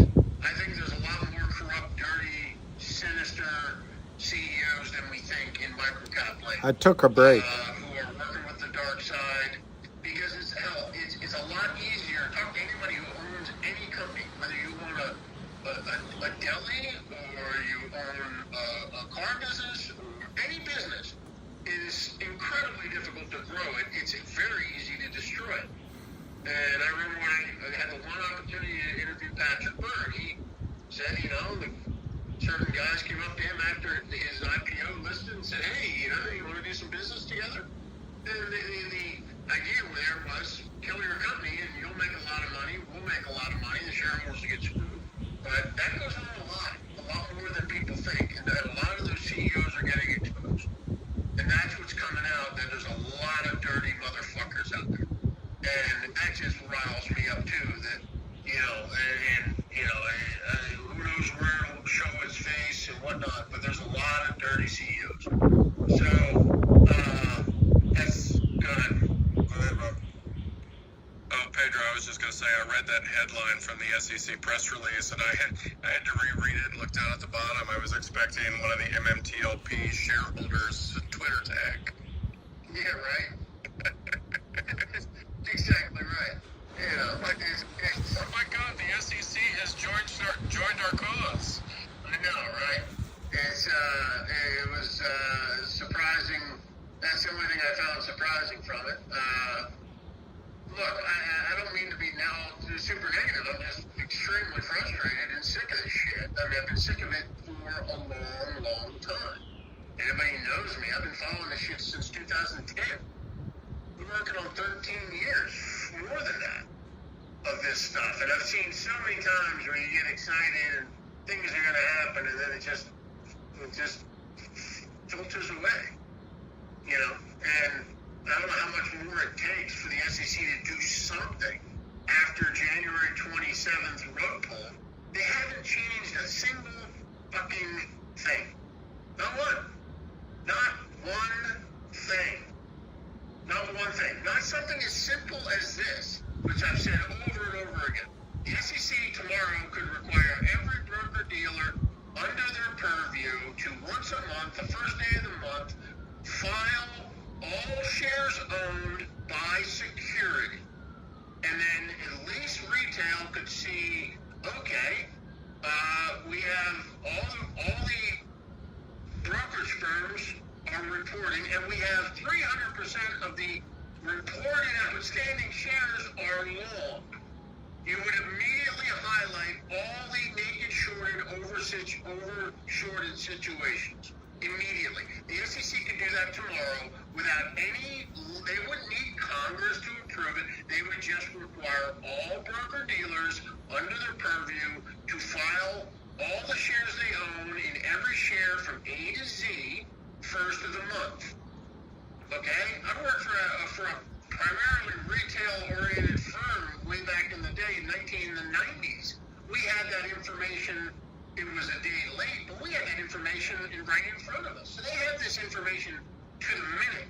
They know, E-Trade knows by the minute how many shares of GTII or GNS or Apple or to the minute how they own. All right, well then just fine. Just fucking make them file on the first of the month so that we can ferret out and expose the grossly overshorted situations. The SEC won't even fucking do something that simple. And that's why I'm so sick of it. It's all bullshit. 130 strawberry plants? How about making shorts file? There's a novel fucking idea. To make longs file over 5%. The whole thing would blow to pieces if they made shorts file. Because it's not worth getting involved in a microcap that has 20 million shares outstanding so that you can short 5%. You can't make enough money unless you're shorting the whole float and trying to kill companies. And that's the thing. I'm just so skeptical of all this shit because there's simple things that they could have done over the last 20 years and they still refuse to do it. They make it so complicated when it doesn't need to be. It's real fucking simple. File all your shares that you own and we'll see if there's more shares owned than exist. Then you hone in your enforcement on those securities and see who the fuck's involved. It's fucking bullshit. The whole thing's a fucking joke. The SEC knows right now how many shares are long in GTII and how many are reported outstanding. They know this to the minute right fucking now, and they can solve the problem. They know it in GME. Sorry for his language, but all these things, and they refuse I can't to control it. change a fucking thing. Why? Because they're captured and they're corrupt. Now I'm all fucking worked up. Thank you, Pedro. That was great, Pedro.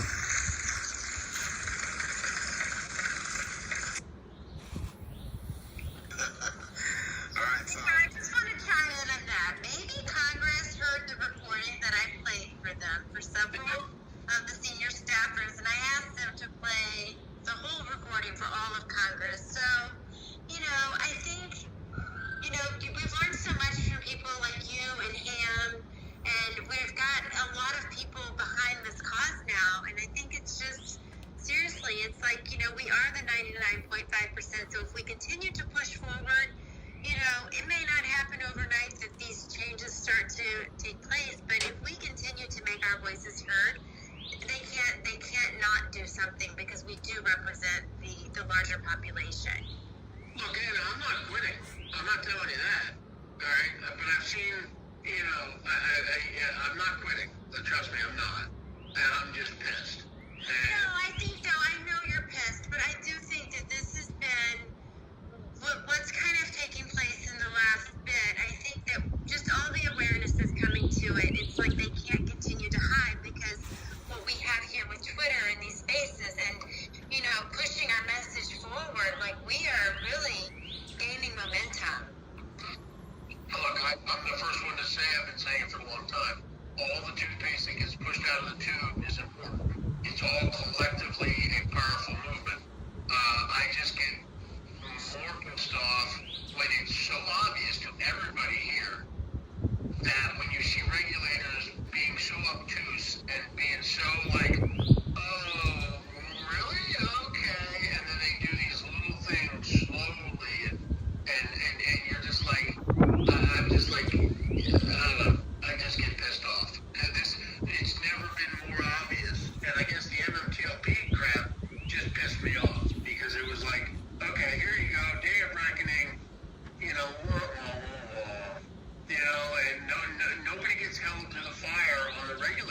side of things.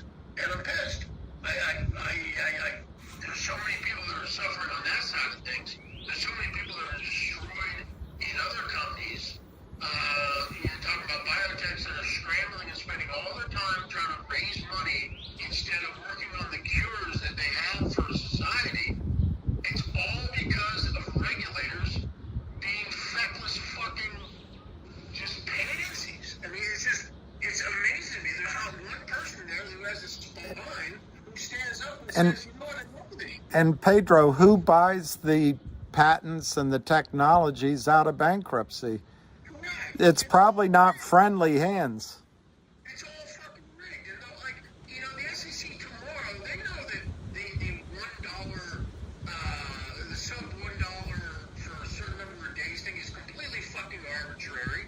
And to help the hedge funds, it's ludicrous. Like I follow this company SEC. They got $1.15 in cash, and the hedge funds, the shorts, keep shorting it because they're up against a deadline in 2 weeks. Where if they don't get it, they're gonna have to reverse split. It's a fucking joke.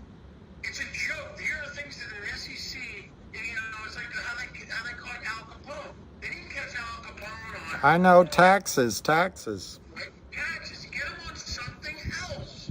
Why can't the SEC get them on something else? Change the rules, tweak the rules within the purview to make life extremely hard for these people. There should be no $1 arbitrary cutoff for reverse splits.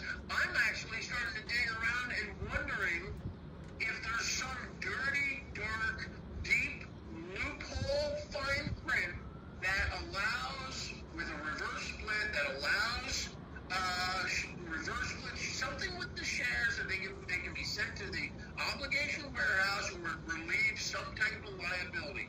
Because I've seen so many reverse splits lately, and companies literally tanking their stocks into reverse splits and not fighting, that it makes me wonder if there's some dirty little secret about reverse splits that allows the shorts to do something with those shares. I don't know anything, but it's happening so much now that my cynical mind is like, these motherfuckers have some kind of loophole, and I'm seeing what I think are some of the dirty managements dump their stocks and do these horrifically draconian reverse splits. But why would, if you're management and you care about your currency, why would you ever do what you just did? Unless you're either A, corrupt, well, only if you're corrupt and you're working with hedge funds to literally bail them out. So, you know, you see where I'm at. The whole thing is just so, and I've been at it for a long time, and it's 10x worse than it was 20 years ago. Yep. 100 times. I got something else. It's just fucking disgusting. Let's go to Magic Tight, and then Paul, and then we'll go to Chad. Sorry, Chad. Thank you for patiently waiting. Go ahead, Magic.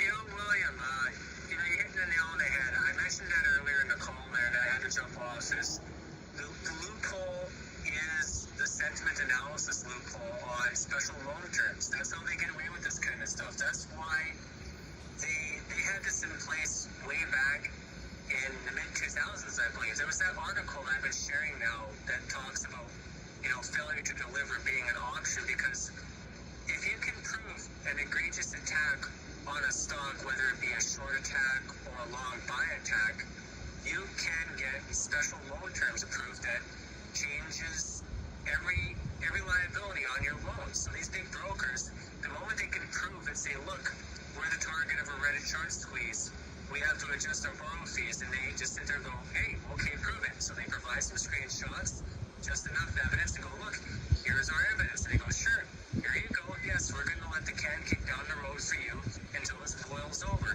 We're going to give you guys 10 days of special terms. Fair enough. And then they get to kick the can a bit, and by that time, usually there's been waivers and falters, and you know, more short squeeze, you know, quote-unquote attacks. It's not necessarily attacks, it just happens to be a lot of people love a stock at any given time, and for some reason, you know, human nature is let's all pile on, so that's what happens on Reddit. and it gets construed as some kind of organized attack because you can always paint a narrative. So long as you allow the narrative to be painted, the I don't know who that was, can Bob. ensue. And then once that narrative is gone, then they must cover, which is why you see after T35 random pops and all these tickers that had that huge drive of narrative that was pushing on Reddit. Then the brokers went, hey, we need special terms. Then they get the terms, and you'll see a staggering and a wavering in the increase of a share price of a stock. You know damn well that, 500 or 1,000 or 10,000 people are piling and buying it. You know it is. You can see the sentiment with your own eyes.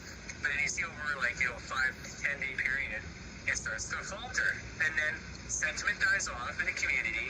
People buy it, people sell it, people do what they're going to do. But then it really dies off. So the sentiment really starts dying after day 20, day 30. And then you see this random pop, and everyone goes, what was this pop? That was those failure to delivers being allowed to happen during a massive push of positive sentiment. And they get away with that because they claim it's egregious and it's an attack on their position. They're coming after us. We need these special terms. That's the loophole, man. I'm guaranteeing it. The reason why they're able to do it is because it has nothing to do with stock prices. It has nothing to do with stock liquidity. It has nothing to do with anything. It's all sentiment driven. So as long as you can prove that there's an influx of people buying the hell out of your company and you can make it appear organized, you can make it short. And that's what they do. Go ahead, Paul. Wow. Yeah, that's exactly what they do. And you take like a biotech company, and you see this all the time, where a company needs to generate funds to survive, so they create an offering, which dilutes the stock more, and all these shorters are like, yeah, give me some of that, give me some of that.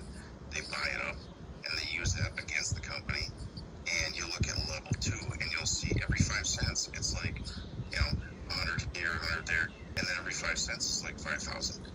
5,000. And I want to add to that really quick. Is that's how they catch people and screw people, because they make people believe that dilution is something that is real.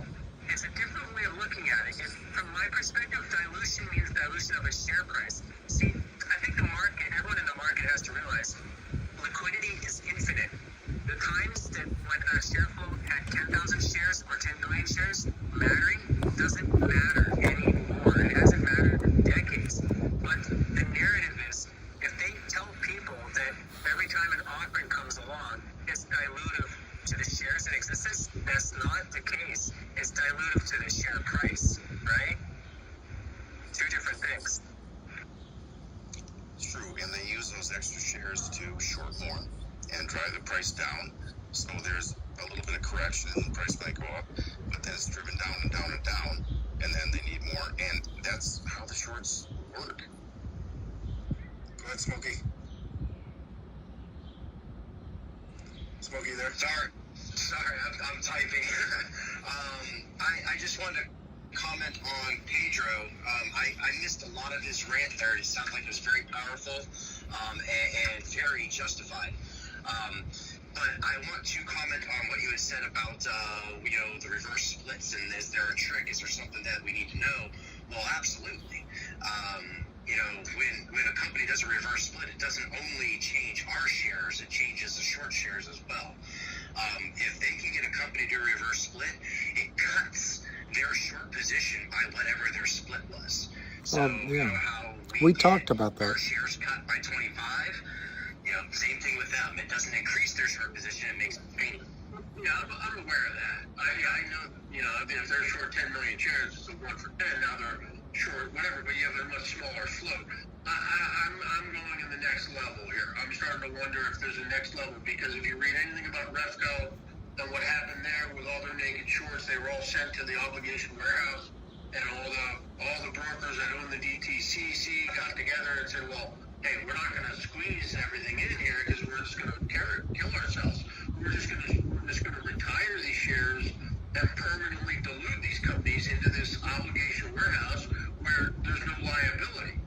And I'm not talking about I know the basics about that. I'm talking about a next level, very dark, sinister loophole and to offload the liability off the sheets if that happens. I'm not saying it's there or not.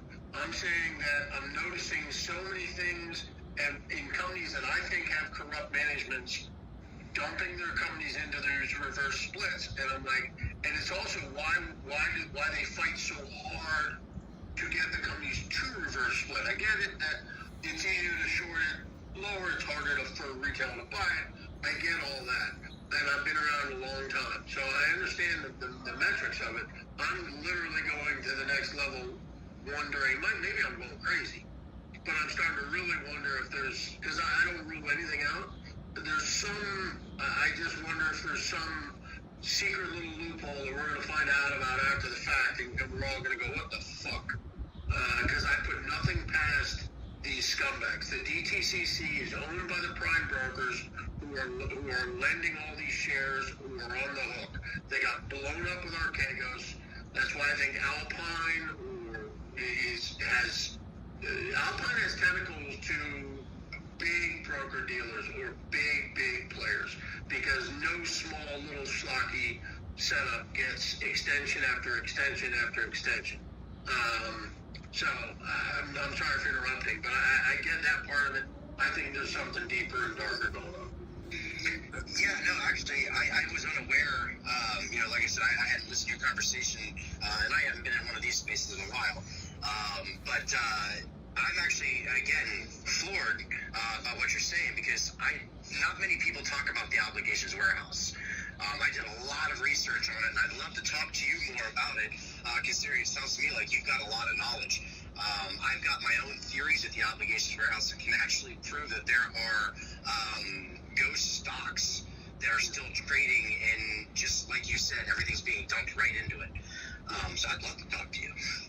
No, I mean, look, I've been following this stuff for a long time. And they're all, I'm telling you, the tentacles, when you, well, I keep repeating myself, it goes very dark and deep. We'll see if it shows up in the stocks. Thank you, Pedro. Thank you, Smokey. Magic, I'm going to let you chime in real quick, but I got to go to Chad. Go ahead, Magic. Yeah, you bet. It's just when you were mentioning there, that special, loophole that they're trying to use, I really believe, it's an opinion, I can't prove it, but I remember the rhetoric that was going around when GameStop did its thing and the rest of the market did its thing, and every large publishing news agency just screamed nonstop, Reddit. It was the biggest boogeyman of the entire stock market. Wall Street Bets is your boogeyman. Penny stocks, Reddit's the boogeyman.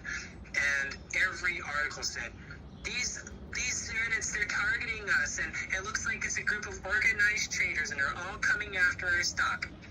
And it was just thousands of articles.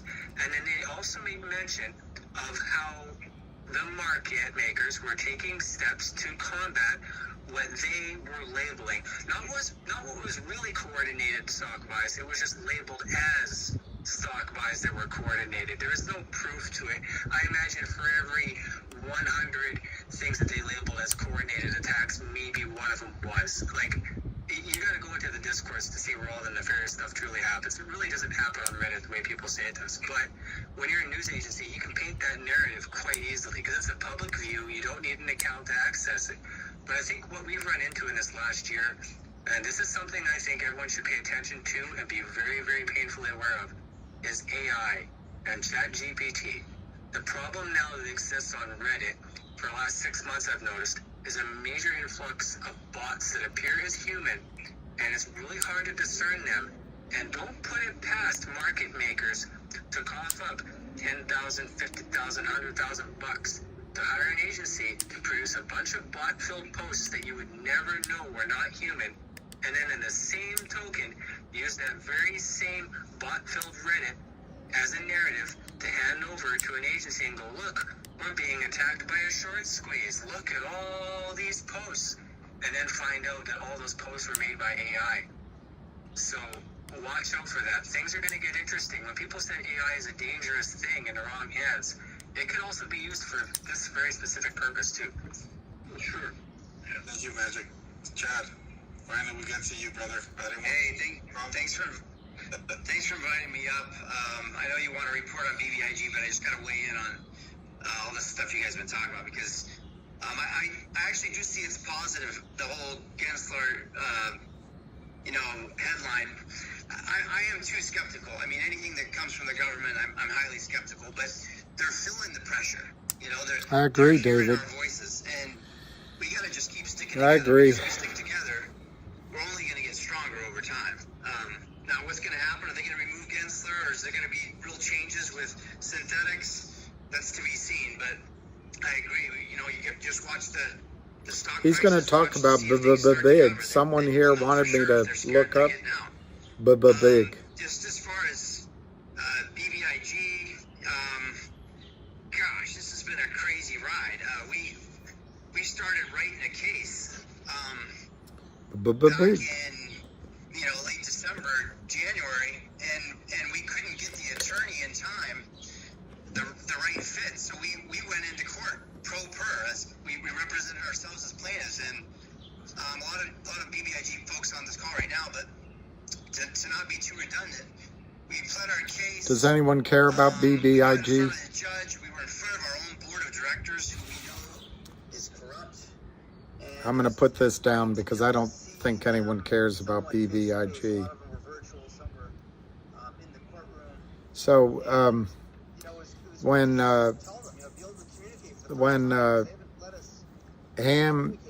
Ham gets annoyed with me when I point out that over-the-counter market, he says it happens in all stocks, and it does.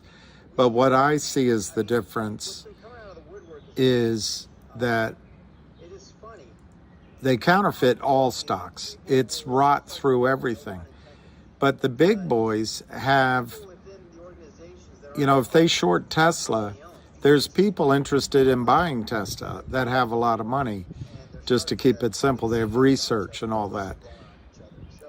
But down at the level of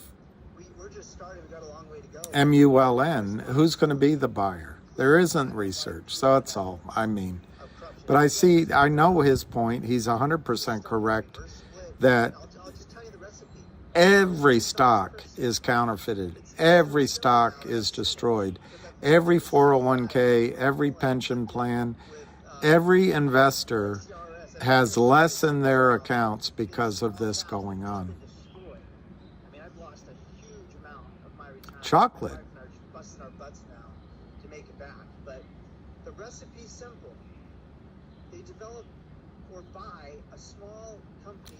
Well, not so average honesty. I wouldn't say that a subpoena hasn't been filed. They put out press releases that look legitimate, and they'll be partially true. That's the thing about these evil people. They mix a little bit of truth with lies. There, he's good. He's right. But they put out the fake stuff with the truth. He's right about that.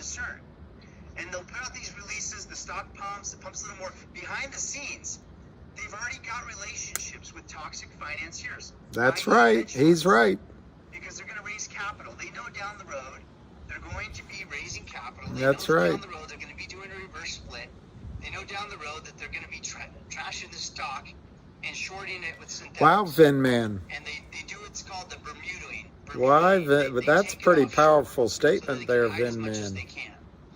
And that's exactly what happened with BBIG, and I'm positive now, many other tickers, and a lot of these same hedge funds are the same hedge funds. I wonder if you could pay for different levels of Jeff Epstein's. These hedge funds have to be Never mind. Licensed and registered with FINRA, and unless anybody speaks up, they can do whatever they want. So you might be familiar with Hudson Bay, for example. Those guys, from what we understand, aren't registered, and they're actually not allowed to even be exchanging stocks the way that they are. But they get away with it because nobody pipes up, nobody sues, nobody speaks up. So it's going to be an interesting ride. Hudson Bay is some fucking dirt. Yeah, we know that now. I mean, but they're talking behind the scenes. standard non-disclosure with these boards. And I'll admit, some of these boards are not completely complicit, but they're absolutely complicit because that's their job, is to vet out all the financing. But they'll come in semi-ignorant, and they see the greed. I mean, they see the dollars, and the greed takes over. And the opportunity that they have, you know, to make so much more money at the expense of the shareholders. And we just pay for all of it.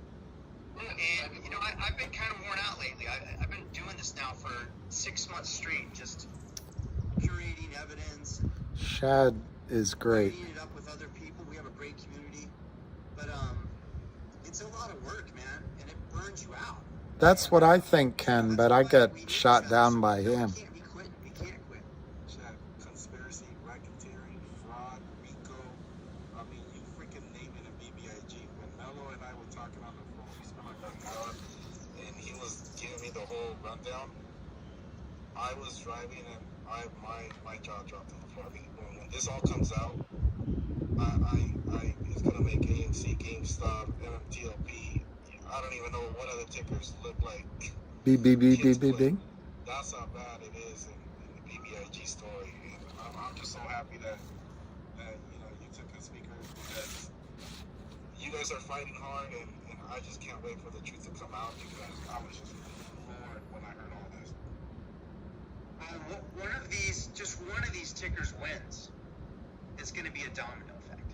And I'm not just saying, you know, revenue or covering. Like, it's going to give a confidence level, and it's going to shake out some of these hedge funds.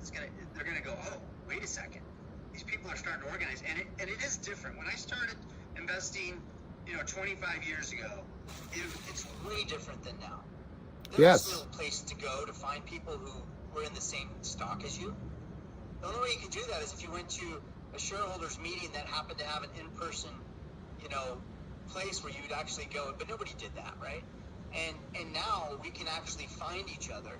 That's right. If we have disputes or, you know, grief, we can get together. We can. Shad is great. I wonder if I follow him. It's totally different. I'm gonna follow Shad. That gives me some confidence. It gives me encouragement that we can actually get something done. It is going to be a long road because the justice goes slow, but we're going to get there. And I appreciate fighting. The whole MMTLP community is fighting. You have the Mullen people trying to fight also. And you have GTI fighting. I mean, that's what it takes. It's just all the communities coming together and just, you know, concentrating. That's true, Vinman, too. But also uniting and sharing information and fighting. He's very quiet. That the system is going to get, you know, fixed somehow, some way, because I've got to get my microphone working again. For over 13 years, you have HAM that's been here for over 23 years. But, you know, it's now the time that we're going to see change. I mean, No, thank you for appreciating me. I'm sorry I got on edge earlier. I sometimes don't deal with it well. as a community and raising funds and trying to take the fight not only to the market makers of the hedge funds doing what they're doing to the company, but the board members. I mean, this is game changer. I mean, at least for BBIG, what you guys are doing there, I am just so happy that you guys are fighting, because the corruption there is just beyond disbelief, and I thank you for that, chat. Yeah, I want to speak to that though. Like, I may be in BBIG heavy because that's Am I? the place I chose to fight. Are you sure I'm I human? am all the tickers, man. I'm not in MMTLP right now, but I'm in so many tickers. I usually run about 15 You want some? tickers, and that just happens to be the one I chose to put all my time and loyalty into for the fight. But man, I'm with all you guys. Like, I'm in GNS, I'm in CEI, I'm in Mullen, I'm in XERS, I'm in HEPA, I'm in, you know, I got some OTCs over there. I wonder why Ham was so I'm a trader, I'm an investor. mad at me. But as much as I'm loyal to BBIG, I would hate for that to define me as the only ticker. I'm an investor who's getting screwed by corrupt market. And that's why I like, you know, what's going on with these different groups coming together, because the ticker, I have a feeling, Vinman, if your beer Grewal got put in charge, he'd be a different boss. as investors, That's just my And feeling. when we leave a ticker, we're not just done, you know? We're still together, and that's really important. I guess what I'm Cut the ties and run.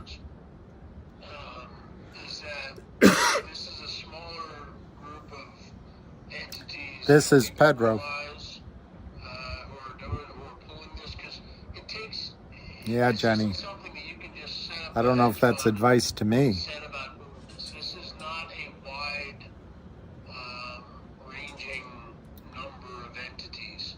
And my guess is, given how difficult it has been to get blue sheets, to get GTII, get other things going, I'm starting to really think that it's a tighter, smaller group, but bigger entities than we imagine. Because small funds, small, corrupt lenders, whatever, they can't get judges to keep kicking the can down the road. They can't get the things that I'm seeing happen. I agree, Jenny. All point to it being much bigger, like the Goldmans, the Morgans, the whatever. See, this is the stuff I've been saying. He says it better. The pizza shops, right? They're just the storefronts, the Alpines and the Sabis and whatever. That's what I'm starting to wonder out loud, is that, this has to be farther up the totem pole than we think. Stevie Cohen? The good news there is, if it breaks, it's going to break in a big fucking way.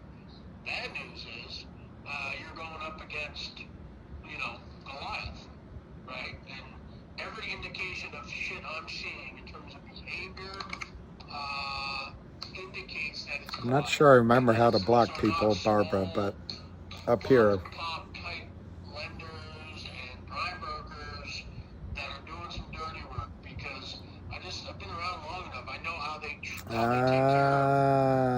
less powerful, whatever they eat them up.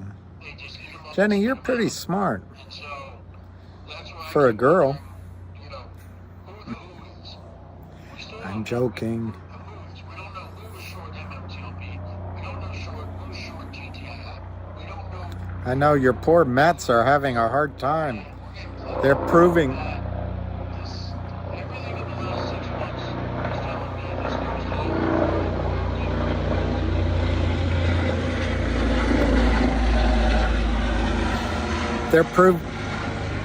The Mets are proving money doesn't buy a ball club. Our suspicion is that they're the ones that got this traded. And when we look at Barry Rubenstein was on the board at FINRA. He works with James Angel, who's a financial Oh, lucky boy. and they work together with MMI. What?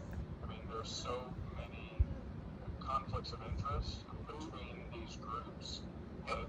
That's our suspicion, is that this Let's see when he's going to cancel this call.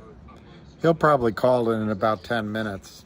But some entity, they're just a henchman, right? The market makers are just a henchman. So they were told what to do. So those are the low-level dealers right there. The market makers were told what to do. The market makers didn't just wake up one day and say, hey, let's go fuck with this stuff. They were told what to do by a very powerful entity. I'm not sure he's right about that. Yeah, he's shutting down in 15 minutes. Like reality. Shutting down in 15 minutes. They keep getting extensions. Shit gets, it doesn't happen for you and me. Like if you and I opened to some third-rate prime brokerage firm and we're doing illicit shit, we'd be stuffed and cuffed years ago. The fact that this can't come to justice and it keeps becoming this continual kicking down the road, it's above that, and we're not closer to understanding who the who is. Who's doing the shorting? Who is short GTII? Who is short MMTLP? Who is short GNS? So I think it's more narrow up top. I think it's bigger than anybody thinks in terms of the players involved. mean, I know this tiny little company has a side, Humble, HMBL, right? It used to be whatever. It was a penny stock, bulletin board stock, had a big run. I knew somebody who was involved in it. He lives in fucking Alaska. He said one of the Swiss brokerage firms, I'm not going to name it, tracked him down to offer him a very sketchy, what's called a prepaid variable contract. Whistle blows so you don't go. That's good. Offering him a collar on Jenny, that's good. stock. So he was long a ton of restricted stock, and this Swiss brokerage firm tracked him down in Anchorage, Alaska, and offered him a very sketchy Paul Hogan show. meaning a collar. I don't think I've watched it, Pledges his stock, but even though it's a restricted stock, but I know the name. what I'm saying, well, my point is, these big firms are going around in bulletin board and pink sheet stocks. They're involved in wherever there's money to be made, the big boys are there. It's not, Jenny. we're naive to think that it's not the big players. These are just My sister would get mad at me for saying something like that. learning and thinking right now is that these are the Alpines and the whatever are just fronts for much bigger, much more powerful firms. Pedro, I want to chime in on that, just to say, I mean, we can look at the excuse me, sorry. I've been waiting all day to speak. And sorry. it's just, I have not been involved on it. Why is that? Nobody's giving you. Hey Lou? Hey Lou? Yeah. That still doesn't give you the right to interrupt Anna. Yeah, she's the co-host. Jesus Christ. That's you, Lou. No, it doesn't.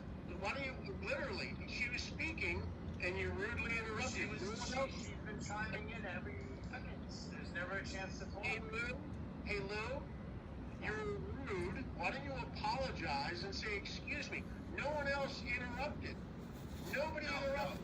You're the only one who's interrupted. Why don't you? I'm gonna take over, dude. Anna has co-host privilege, so she has every right to chime in whenever she wants. And I specifically told you this in the DMs that I'll get to you. Nobody's skipping you on purpose. I mean, you've been great so far. I don't know why you are coming off like this today. I'll get to you right now. I run my spaces the way I run them is for a reason. I don't like to interrupt anybody. And when I need somebody to chime in, or my co-host, they will have the privilege to chime in whenever they want. So let's just keep it going. I'm going to get to you, Lou. Go ahead, Anna. You have the mic. Hey, Lou, sorry, I didn't see your hand had been up for a while because I've been working in the background, but what Pedro was speaking to is something I've been considering as well. I mean, you look at the 4 hit pieces that came out from Forbes, CNBC, and you look at, the Wall Street Journal, and the people who own these, or who have, like, the largest stakeholders in these media outlets, and you're looking at BlackRock. So I think, what you're saying is spot on. It's definitely bigger. They're throwing these smaller companies under the bus, but they're all in on it in my mind. Otherwise, why would they be so gung-ho to put those 4 articles out, or the 4 different hit pieces all there together? I think that's it, Jenny. Everyone's run down. Everybody's run down. Yeah, but everybody that knows that the co-host, they have the privilege to go, and I always skip them. So now we go to you, Lou. You have the mic. First and foremost, I do want to apologize, but first and foremost, I apologize to Anna, but secondly, I understand that people have privilege, but all day I have had my hand raised. I haven't been ready. Can I speak? I can't even speak. I took a trip down to Washington, D.C. for everyone out there, and myself, not even the MMTLP, like I don't even have MMTLP, and I was fighting for you guys. I'm not giving any respect at all. Not at all. Respect is given when respect is earned, when respect is given. I had my hand up all day earlier today. Hey, lucky boy. I might hang up. Should I hang up? Should I hang up? What do you think? Lucky thinks I should hang up. A dialogue going on between Pedro and God knows who the fuck is, whoever it is, and everybody else. It's like how are people supposed to work and collaborate together? You get these people that we haven't heard from in a million years. Now you're, oh, my thing, this and that, blah, blah, blah, blah. Hey, Gary, thank you. I'm trying to. All right, Lou, talk. Situation here today where I had bashers that I was going back and forth with. Okay. Christ, can't believe I'm actually. Lou's a good guy. And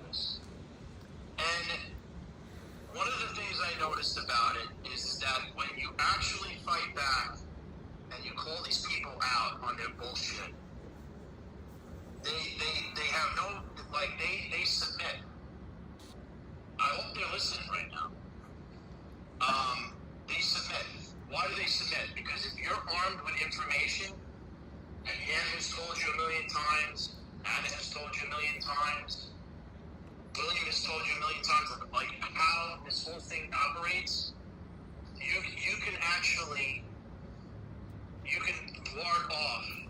I think he was annoyed that he didn't get called on. And saying, what is your motive? Why are you doing this? And the reason why I'm bringing this up is because this is how we fight back. This is now a virtual world. Good boy. Okay?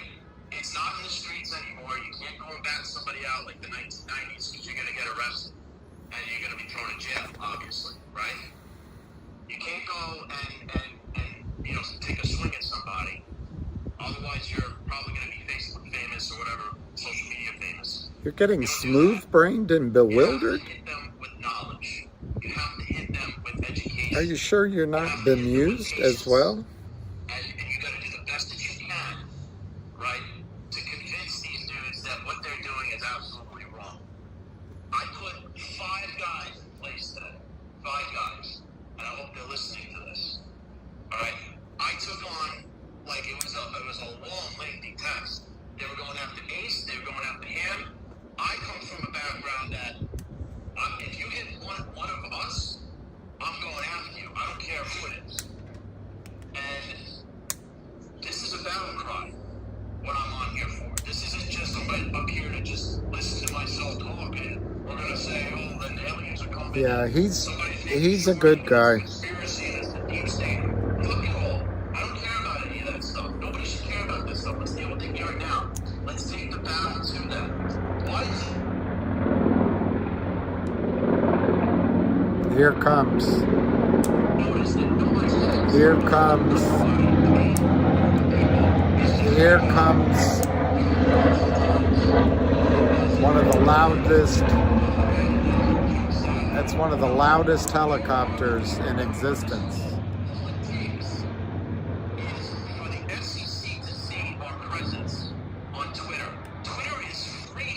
Yeah, here come the Biden Kamala jokes. No way.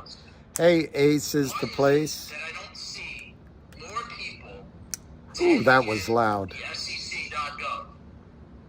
Why, like, all you have to do, you see something that Ann posts, or you see even better yet, Dozer, I love Dozer, he puts up the actual shorts. I saw it was DBMM, I think it was, or MDB, whatever it was. I'm not in it, but I'm against naked shorty. Everybody misses Ace. I mean, I took a plane to Washington because this is something I believe in, because people are losing money out there. There's something going on. Lou's a good guy, so don't judge him harshly. He's just worked up, as I often get worked up. I make that same mistake. Is take a post if you're in this play or whatever play you're in, and you want to get involved. It's so simple. The more the SEC is not going to ignore it. The FBI, tag the FBI in. Corrupt, and you believe they're corrupt or not, whatever. NJ. It's showing a paper trail. Take action. NJ. Why do you think certain movements are so Sam, it was a very small helicopter, by the way. It wasn't one of the big ones that I could make jokes about Kamala Harris or Joe Biden. Black Lives Matter or whatever the hell it is, right? Pride Month, and there's all these other movements that are going on. They're getting better all the time. Take a trip to Washington, D.C. to do this. So Ace... Every single senators that is on the finance Ace, this call's not going to go much longer. I'm a co-host of it. I mean, our call can, but I'm talking about this space call. And I'm half listening because Busy usually asks me at the end to say something. But now I'm losing all the things I was going to say because it's going on. Because that's the virtual world of today. And we have this platform that we must leverage. This is a call to action. This is not for me to be an asshole. What, Vinman? Amazon shut a guy out of his home because his doorbell camera supposedly heard a race? Everybody else is getting up on there to talk about God knows what. Stand and deliver. We're talking about the problem, but we're not taking action to actually do something about it. So Ace, let's see. Let me see what Jenny's saying. What the SEC, FINRA, DTC say they stand for is false advertising, do not stand for behind what they promote. I agree, but there's some intensity here, which I've gone through, but I don't think it's 100% correct in its hopelessness. But I understand it in it's just the awareness. Takes a couple of minutes to just, if you see something that moves you, talk about it passionately in that tweet. Tag the FCC, tag the FBI, cause a paper trail. They have to see it. They're on this. They're a government agency. Because if you said something like, God forbid, you were going to blow something up, I guarantee they're going to be knocking at your door. Yeah, I'm surprised that it's so noisy too, because what it is security, I think, or police. Well, it is to get caught up in the weeds. Your influence counts. It could be big or small, whatever it is. You can do this. You know, a lot of people are sitting in the back of the room over here in this space call, and they're just keeping quiet. I don't mind people sitting in the back of the room. Some of them could be nefarious, and some could be. It just enforce one rule. Well, you don't have to get up here and talk like I can, or like Anna can, or William, or anyone else. You can just do something very simple. Hardest working man on YouTube. They're leaders. Anna's a leader. William's a leader. I wonder what. Cam is a leader, whether he likes it or not. Even though I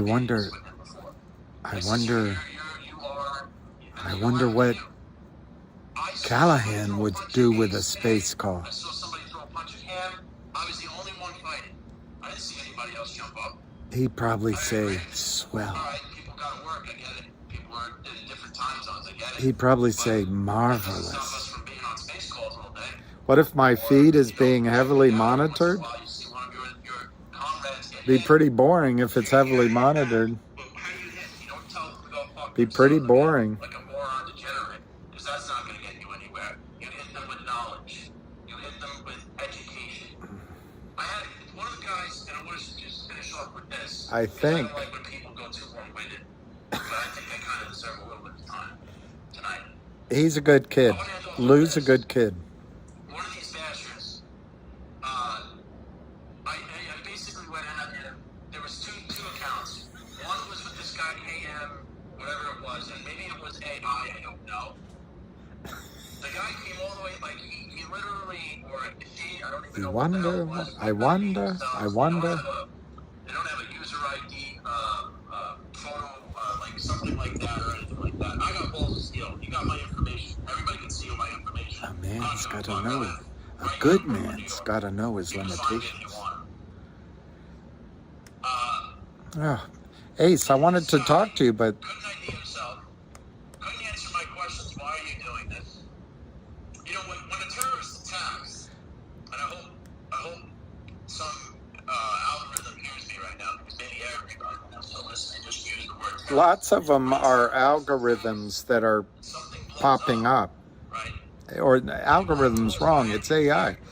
That's what they want to do. That's how they accomplish their mission.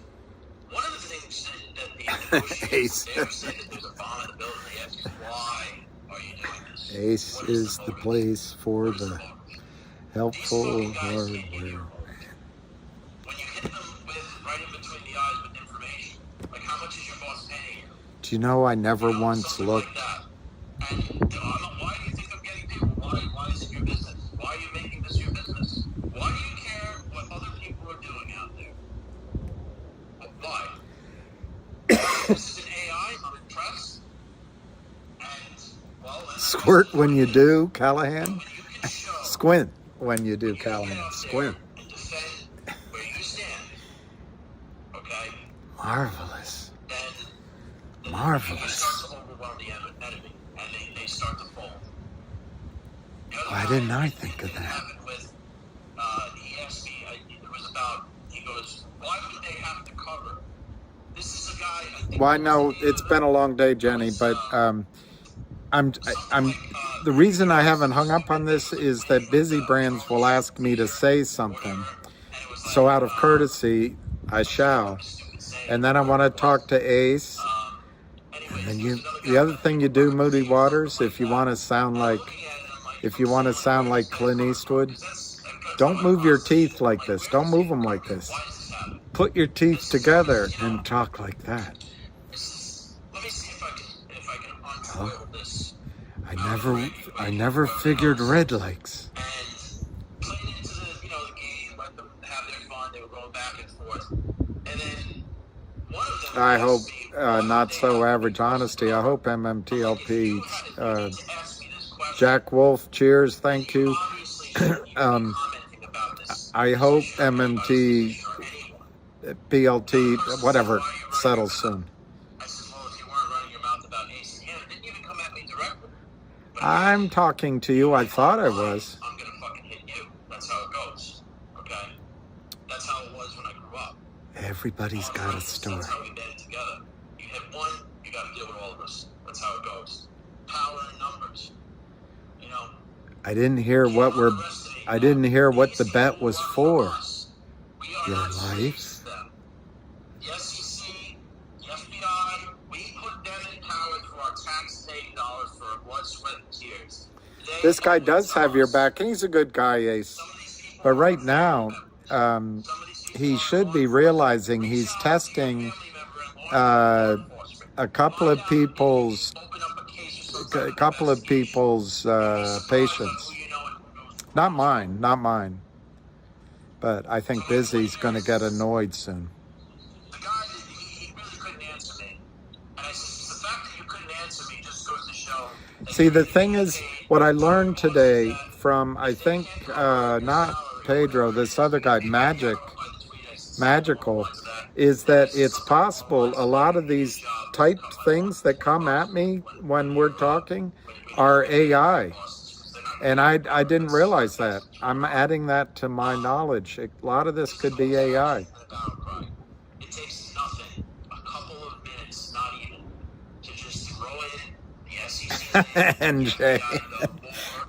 The more we do it, and the more numbers that we have, the more we talk about it to other people, the more that we get this going, this is going to start a fucking brush fire. And it's going to engulf the entire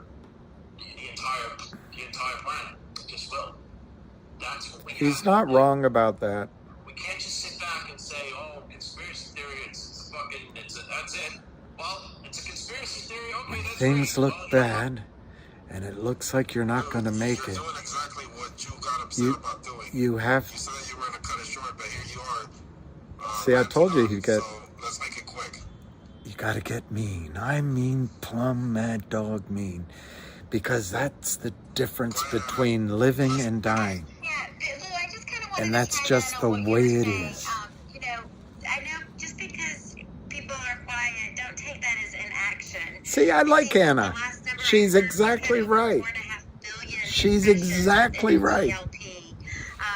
She's exactly right. The FBI, we do have people within our community that are meeting with the FBI and the DOJ. So the inaction that, the actions that you're talking and calling for, we do pretty much daily. See, Ace, I didn't know that. I got upset earlier, and it might have been a bot. Might have been a bot. FINRA fraud and, SEC new. We have Scary. If they can manipulate messages and Photoshop evidence, are we safe? Just wanted to chime in on that, Lou. Thank you.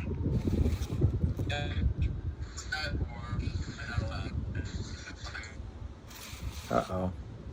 So it's going to be... Lizzie, I think you might be glitching a little. Yeah, he's roboting. Go check your DM. Let's go on the phone while you have the mic. No, okay, thank you. Yeah, it's a big club, it seems. We're not in. I guess I heard. You just said that, NJ? That's exactly right. And that's what Anna... I can't hear this guy. Sure. I'm about to close down right now.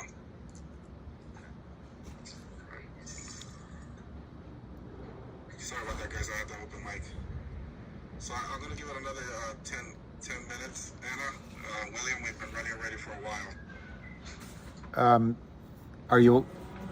You know, I just wanted to say, I've been listening. I don't want to interrupt Semi City, sorry, but, you know, we're all frustrated. The frustration just oozes out of... You should have seen me on my call earlier, so I loved hearing what Pedro had to say, and I think it's magical, and Lou, and Anna is amazing. So, anyway, and Rob... I'm going to miss some of these people here, but I guess 2 or 3 things. One is I agree with the enormity, and that's the one advantage I've had is I think this goes deep.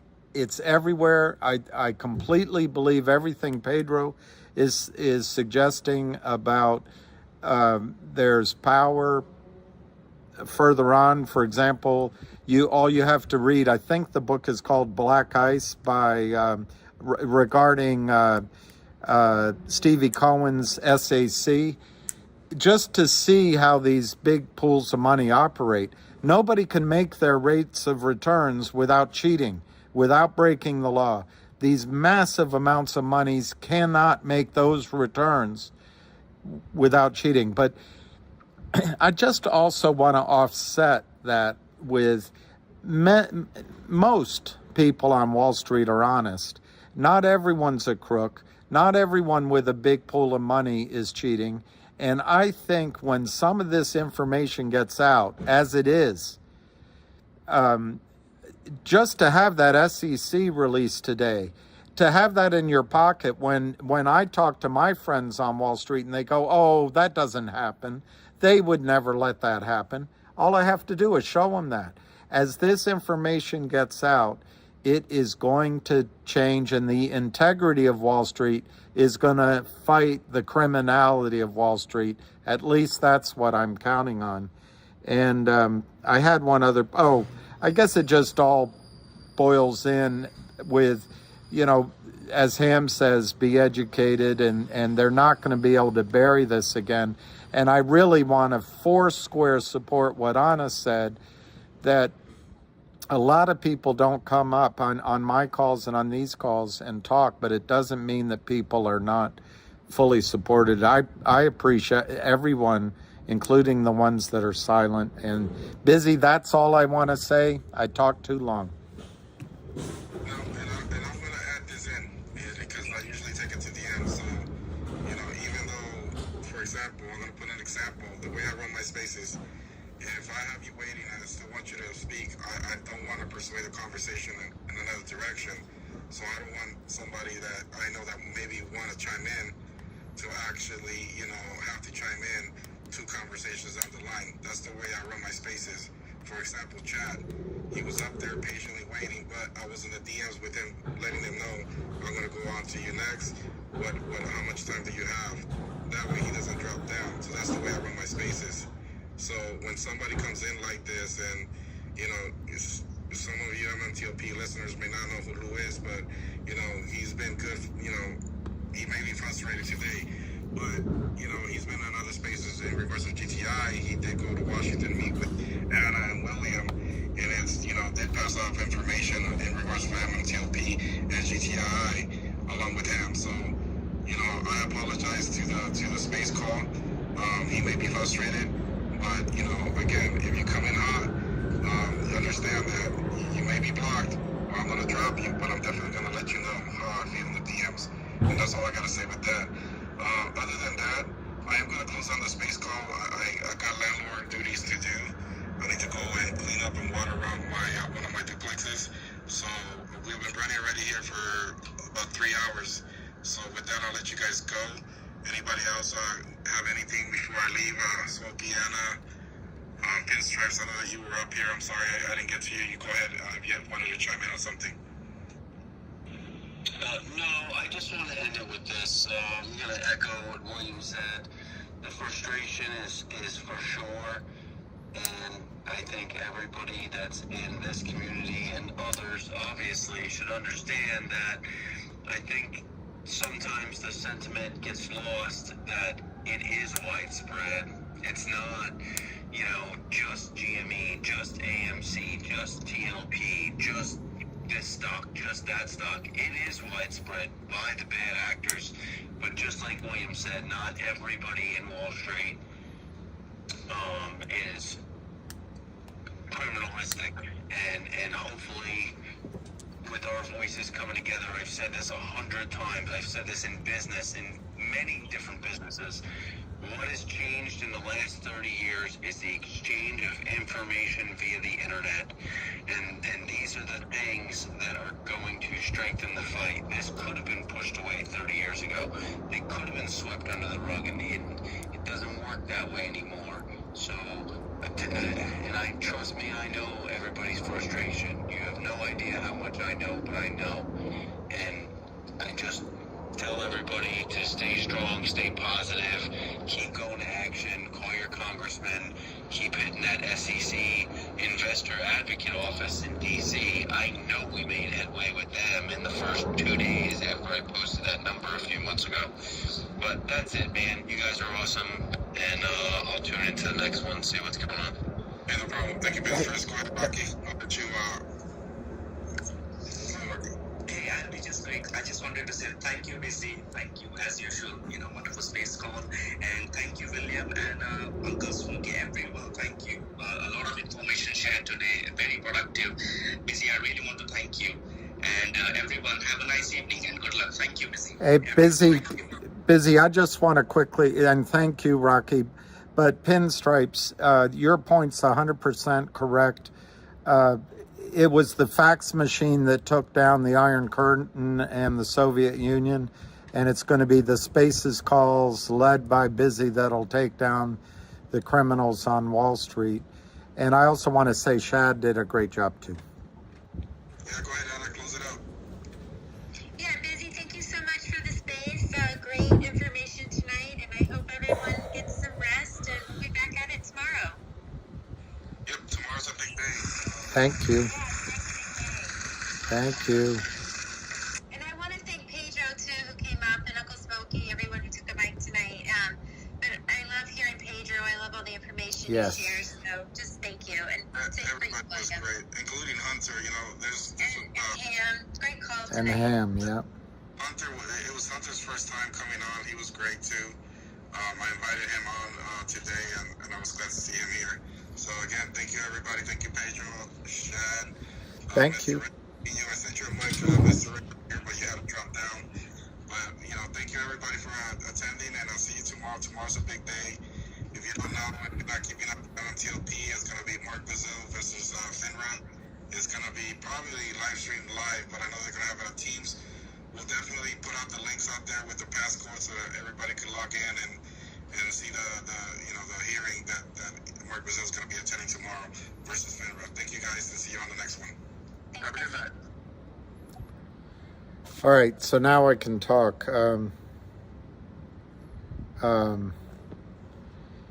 So let's see what everybody's saying. Ace, my wife is usually into natural stuff.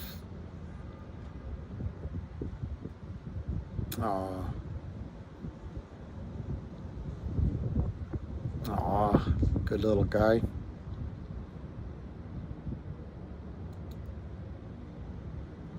So interesting, Chris Daniel. You think bad actors can get away with it while interest rates are high? And then when they start dropping, they're panicking? I would have said that the opposite way, but I got to think about that. I would think while money's easy and interest rates are low. Thank you, Daniel, and Sharon. There's a lot of crap underhanded, but it's a lot of, it's the fact that the regulators ease back on the, I don't know what to call it, the switch, that lets these people push and push and push and push. You've got a lot of hard-charging people who are fighting the other, and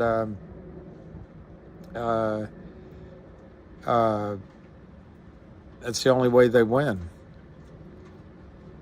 You got to get plumb dog mean, because if you don't, you neither win nor live, and that's just how it is. Yeah, that's tough, that little guy. Ginger for your son's tummy. Ginger's a good one. Yeah, I would think that. So, I don't know. Ace seems to like sports. I don't know if you had a reaction to Djokovic becoming the greatest of all time. Well, the greatest of the modern era. Ginger and Josie Wales. I'm just saying that men don't have to butcher one another.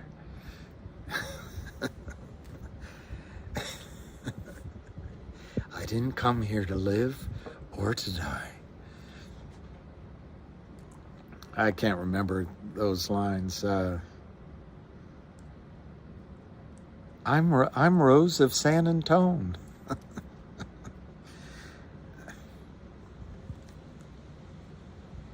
Ace, do you really? I think he's one of my heroes. He's young compared to me, but he's a hero of mine on and off the court, just the way you said it. On the court, as he leaves the court, as he enters the court, what he stands for, I think he's tennis's Muhammad Ali. And he's in the era with Nadal and Federer. So between them, they have 65 Grand Slams. But I actually think Nadal had an easier run than Djokovic when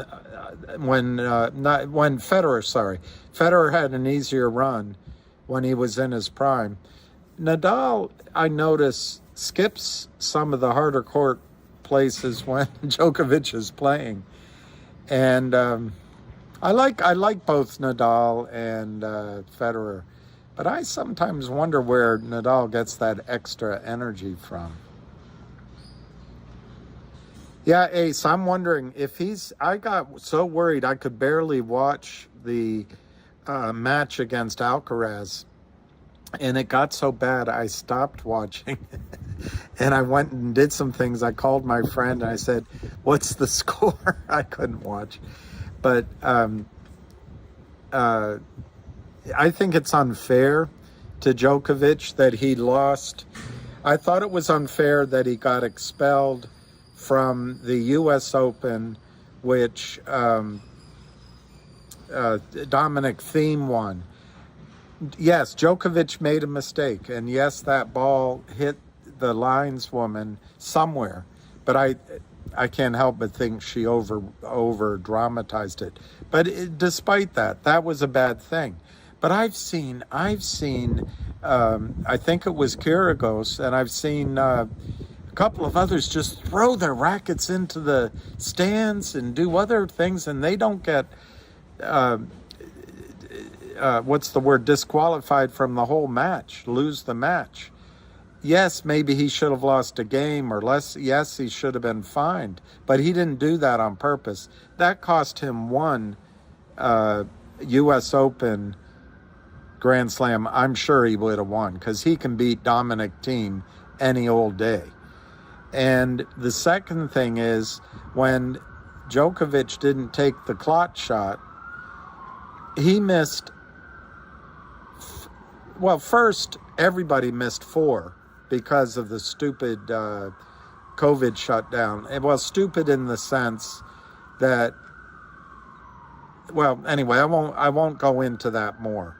I'll just say it's a shame everyone lost 4. Well, he lost 4 in the prime of his career, but then he lost the Australian Open and the US Open and all those other. It's not right. It's not fair. And I think it's unfair Alcaraz went into first place. And it's unfair that Alcaraz won US Open without Djokovic being there. So I'm glad, this is all by way of saying, I'm glad you think that he's still got more in him, because I'd like to see him win. I think he'd already be on 25 or approaching 30 Grand Slams if Wuhan hadn't come along. And anyway, so that's Ace. Let me see what Ace is saying to my running on.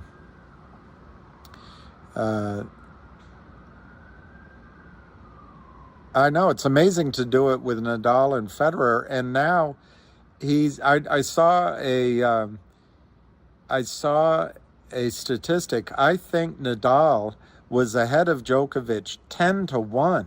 Might have been 9-1, but I think it was 10-1 in Grand Slams, and now Djokovic is ahead of them all. It's amazing. They're still getting money from somewhere. I just thinking equities would gain value, low interest rate. Oh, I see what you're talking about. The value was of, yes, I see what you're saying. He is a total class act. SEC and FINRA, I think, are part of, I don't know if I'd put it that they're part of the Democratic machine. I think the bankers have captured the SEC and FINRA, Goldman Sachs primarily, and I think the bankers, particularly Goldman Sachs, captured the Clintons, to be specific. I think Bill and Hillary Clinton are captured by the banks, and that's just, I think the evidence is there. And then when the banks pay Janet Yellen, they pay Gary Gensler, they pay others to give speeches, I don't think it's for free. Yeah, Nadal just dominated clay, but man, Nadal has some ability to just absorb, and he's so powerful. Yeah, Pete Sampras, looking back, was great, but I have to tell you, I got bored watching Pete Sampras serve, volley. He was so dominant. But I agree with you. I liked Agassi. I'm weird. I like the fat Elvis, and I like the bald Agassi. The greatest of all time in tennis is John McEnroe, 22 J-Dog. When I was young, I loved Connors over McEnroe, but then I liked McEnroe over Borg. And what I was amazed when I look up I forget if I looked up total ATP titles or total matches won. There's a statistic that John McEnroe is way up in the listing. Amazing. Yeah, McEnroe was a very talented player, but I'm sorry to say, Connors was my guy. Sampras is amazing, but he didn't have much. I don't know. Maybe he had Agassi, and I guess he had Federer as the changing of the guards. But I don't know. I just didn't feel like, and it's one of those big servers. But I've grown to like Sampras looking back.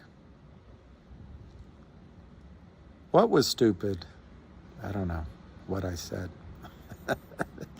This guy is a clown, me? Miami, maybe I'm a clown? All right, well.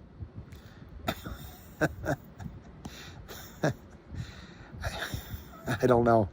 I would never make it as a clown. I don't like to call all that attention to myself.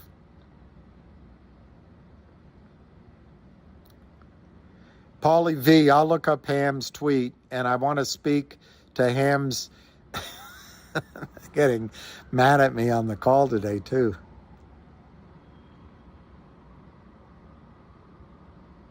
You know, Samantha and Ace, my mother never used to let us drink soda.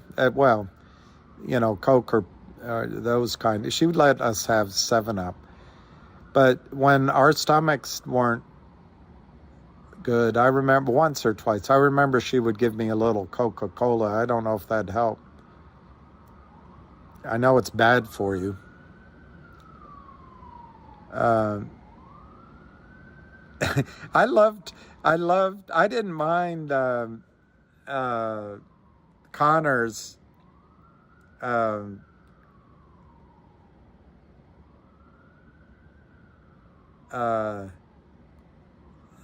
I didn't mind Connor's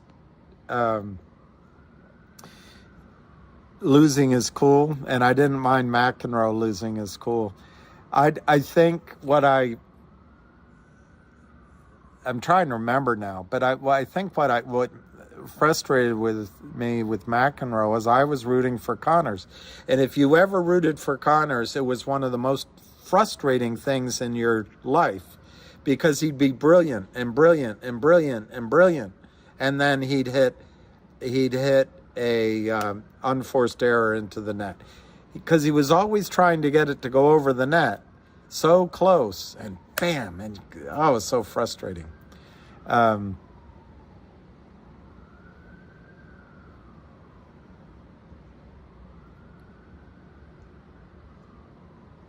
Well, let's look at Ham's tweet.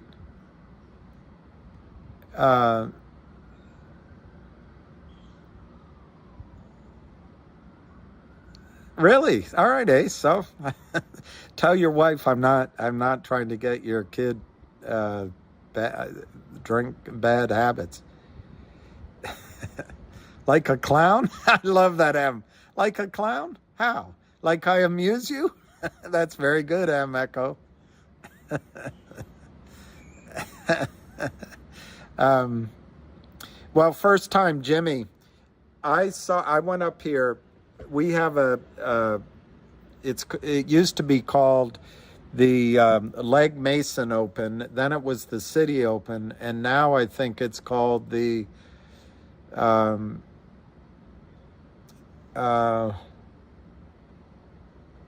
no, now it's the City Open. It was the Legg Mason Open, then it went to something else. Now it's the City Open. Anyway, it's right here.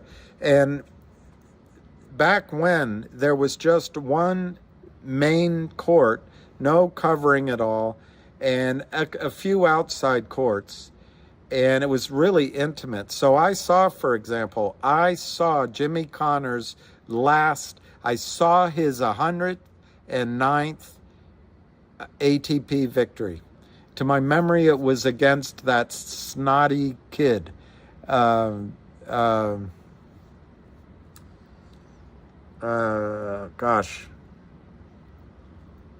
I can't remember his name right now. I can see him. You would know his name. But I watched one time, I went up and I saw Agassi beat somebody. And I can almost remember who. But later on, I went for sushi at Sushi Co. in Georgetown. And I think I had a date. Really, I had a date.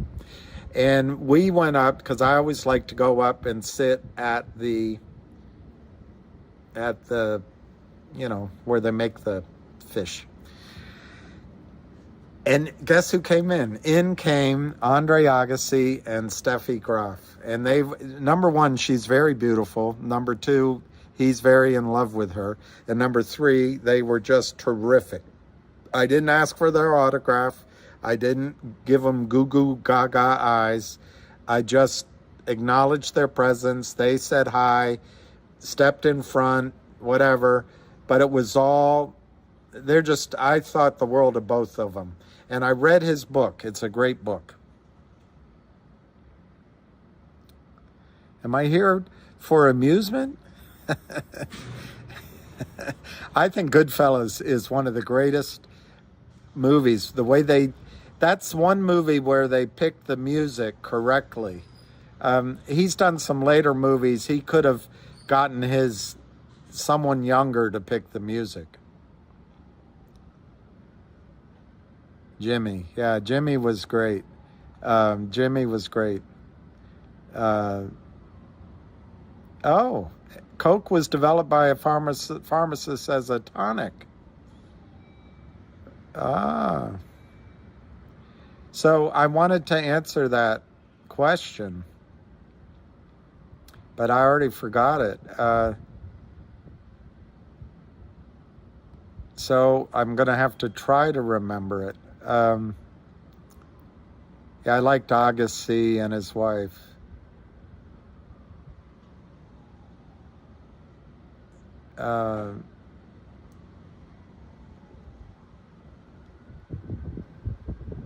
Okay, so I forgot the question, but I think it had to do with, I wanted to talk about, Ham's tweet. Ham's tweet.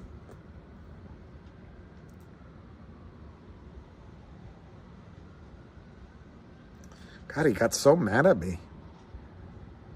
Oh, well. Oh, well.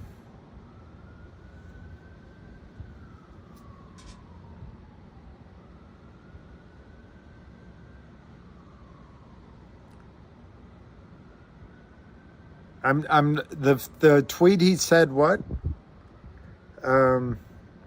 Because I don't see a tweet that stands out at me.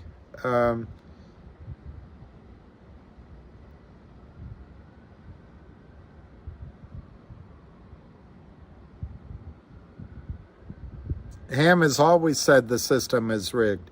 He's always said the system is entirely fraud. He's 100% right.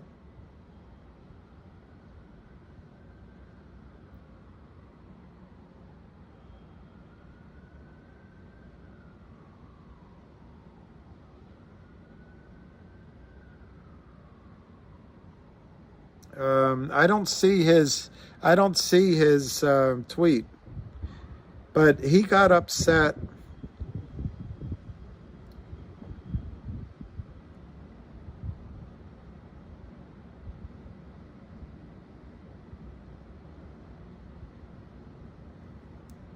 Here, look at this. Here is Carol Welshans, Associate Director of the SEC's Enforcement Division. When someone uses naked shorts or other manipulative practices to cheat the market and investors, the SEC will ensure they're held accountable. Really? Ham writes, who believes her? Anyone? No, that's what Avid wrote.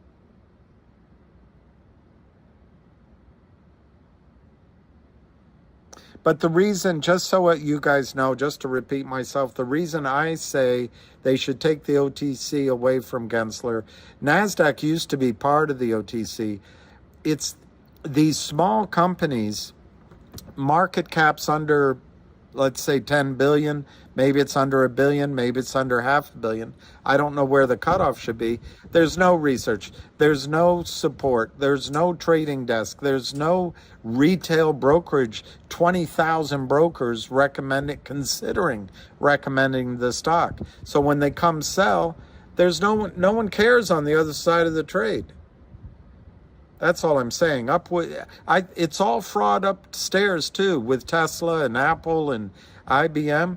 But at least up there, you have other sides, big desks that care about the trade, that want to buy, that research, look into that. They're going to hold the other side accountable, but not down here.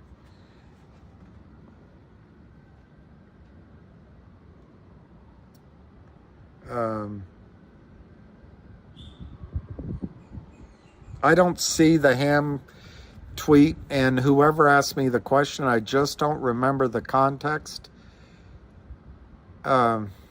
Shoot, I'm sorry. I just don't know what question you asked me.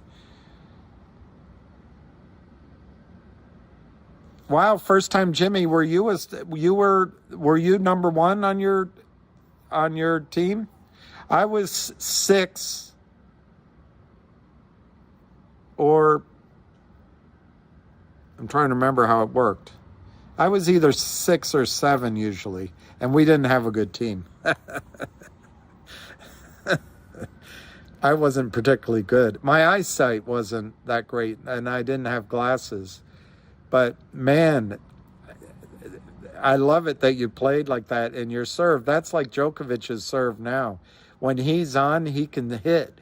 I always can tell when he's going to go down the line or he's going to go out.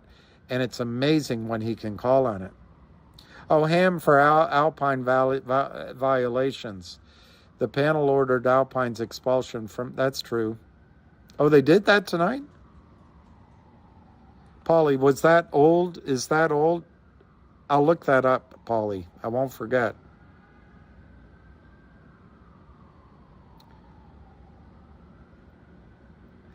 I think Gary Gensler is a glad-hander, and he's afraid of his own shadow, and he needs approval from everyone, and he's got to suck up to everyone, and he's constantly trying.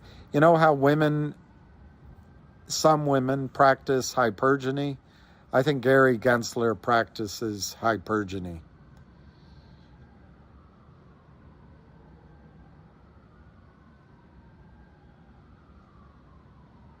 Oh, you max out at 80, career over.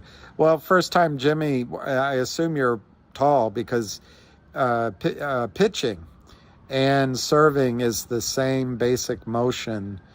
And I bet you did have potential. When I went to college, I was too scared by what I saw. I wish I had asked a coach somewhere to help me in college. I don't know. But I didn't get anywhere near playing.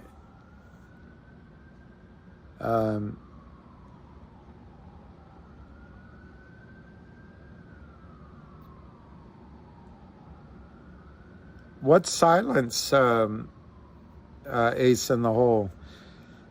In the sounds of silence. And da da da da da.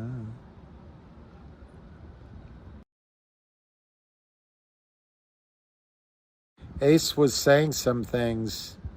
Yeah, Scorsese, I say this as a friend. All of your movies, none of them were great.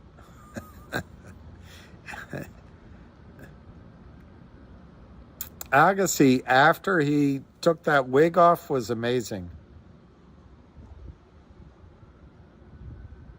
I didn't see him stretch.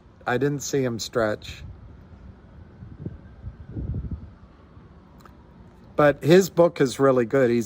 He's really honest. And I think he's a good husband and a good father.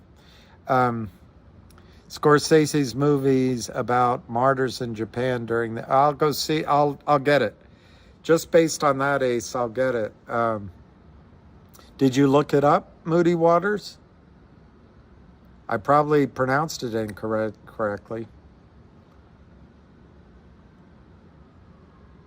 Yeah, I read that out, Chris Daniel, and I could read it out again. I tweeted it, in fact, because somebody on this call Abba called it to my attention. So I tweeted it out, and others got more credit for it because, well, that's how it goes sometimes. But anyway, here it is. SEC charges investment advisor and principal in abusive naked short selling schemer. The Securities and Exchange Commission today charged investment advisor Savvy Management and its managing partner Hal D. Mintz. How did you know my name was Mintz? With fraud in connection with a long-running scheme involving misrepresentations and violations of rules for short selling and order making, as well as other violative trading that generated more than $2 million in illegal profits.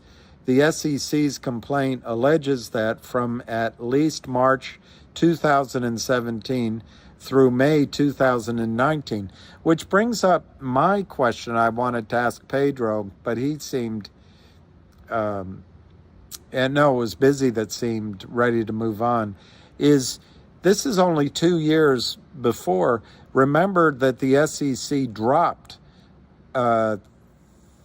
38 cases last Friday? Just dropped them because of an inadvertency. Anyway, Savvy and Mintz repeatedly circumvented trading rules to conduct unlawful trades in the stock of at least 10 public companies. They don't tell us the name or who the victims were. Do you understand that? That's 2 years of trading. They don't give us the stock names, and you can't find out if you bought the stocks. Unbelievable. Short selling is a legal practice where generally a trader borrows a security from a security holder and sells the security at one price, speculating. No shite.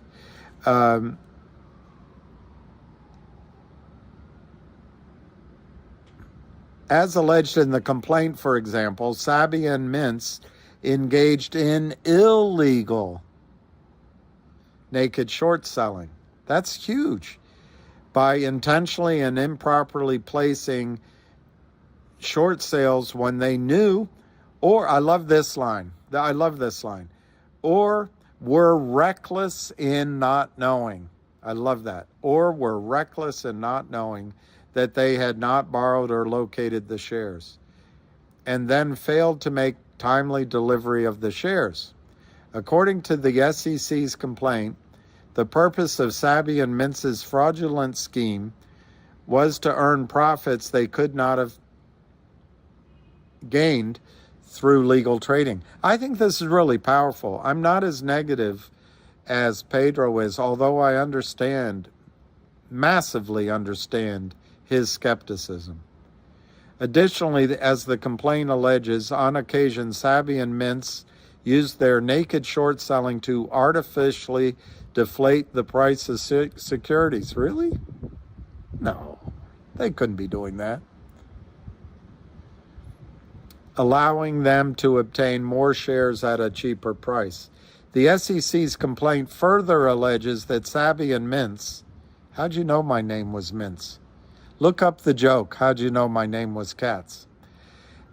Tried to conceal their fraudulent trading, including by using securities acquired after the trades had made it appear to brokers executing the trades that they had complied. Blah, blah, blah, blah, blah, blah.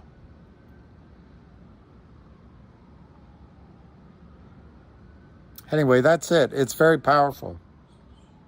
It's very powerful. I'll read you that joke.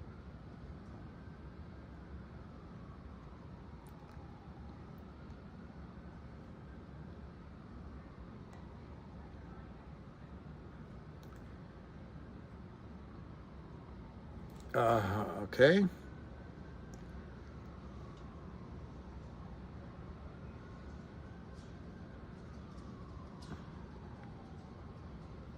Okay. There's different versions. I'll just pick this one. A recently widowed Jewish lady, and this is not a Jewish joke, at least, I mean, it has a little bit to do maybe with, but it's not an ethnic joke or a Jewish joke. A recently widowed Jewish lady was sitting on a beach towel at Cocoa Beach, Florida. She looked up and noticed that a man her age had walked up, placed his blanket on the sand nearby, and began reading a book. Smiling, she attempted to strike up a conversation with him. "Hello, sir. How are you?" "Fine, thank you," he responded, and turned back to his book. "I love the beach. Do you come here often?" she asked. "First time since my wife passed away last year," he replied, and again returned to his book. "Do you live around here?" she asked. "Yes, I live over in Suntree," he answered, and then resumed reading. Trying to find a topic of common interest, Sarah persisted. I didn't know they gave her name, but anyway, Sarah persisted. "Do you like pussycats?" With that, the man threw the book down, jumped off his blanket onto hers, tore off both of their swimsuits, and gave her the most passionate love of her life.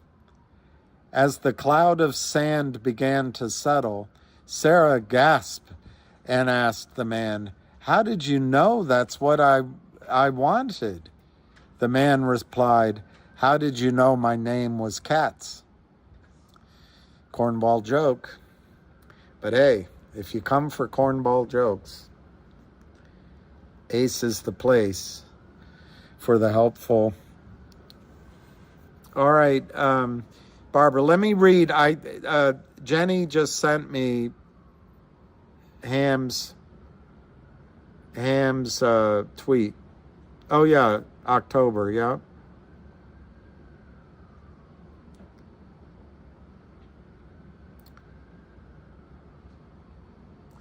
He wrote 10 hours ago, "For Alpine's violations, the panel ordered Alpine's expulsion from FINRA's membership, payment of restitution in an amount exceeding $4 million, and a permanent cease and desist order. Don't forget about this problem." But then he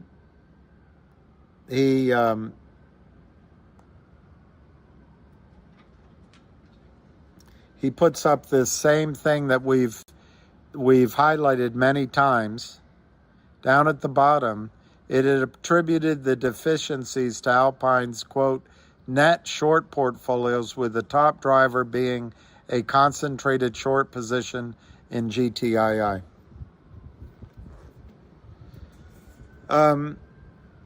Immortal Quaso, only a matter of time before GTII takes off. I would agree with that. Oi, I know, Samantha, oi. Little bit off color, huh? But it's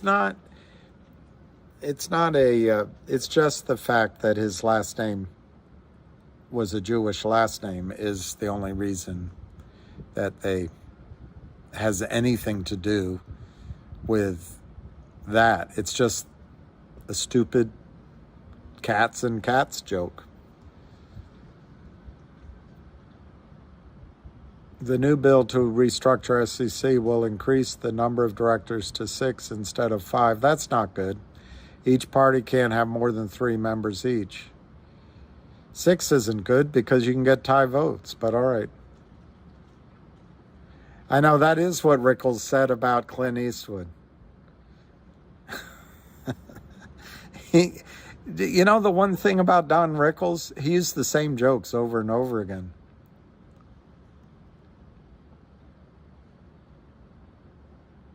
Well, there you go, Moody Waters. That's exactly charging small fries. But savvy management.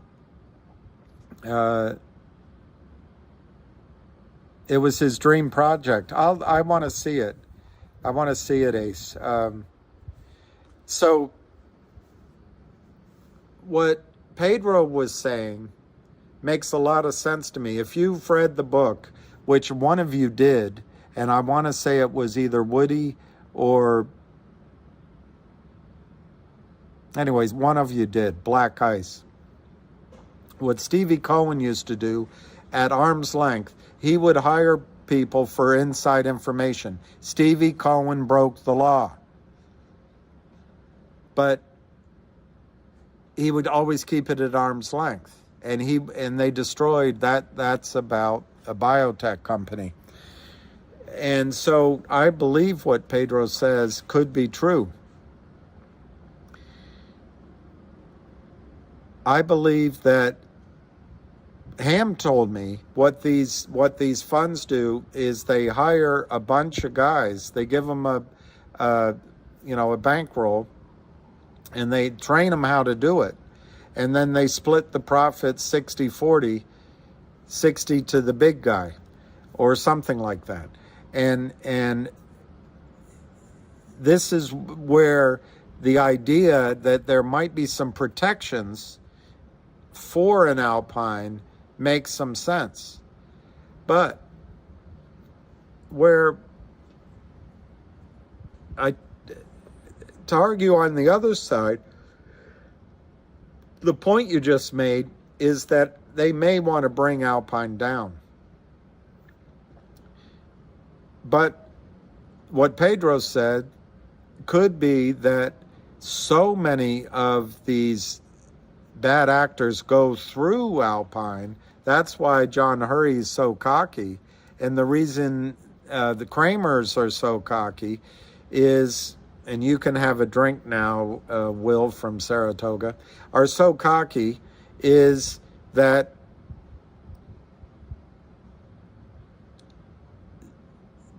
not so much they're protected, but they are the extension of these funds who keep an arm's distance and split profits with those guys. But remember, and this is my point going to you, what you just said, remember, those are the guys they're going to blame. Those are the guys that will take the fall first, Alpine and Power Up Lending and the Lynn Partners and Yorkville. Those are the ones that are being helped right now by this corrupt system. They're also going to be the ones that are going to fall first. It's not going to be Stevie Cohen. It's not going to be Ken Griffin. It's not going to be Goldman Sachs.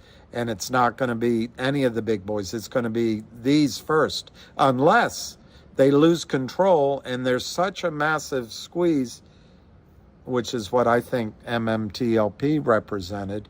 It would have taken down one of the big banks. And then the banks will turn on each other. Once there's blood in the water, there's all meat tastes the same to a shark. DC, vocal is in play. I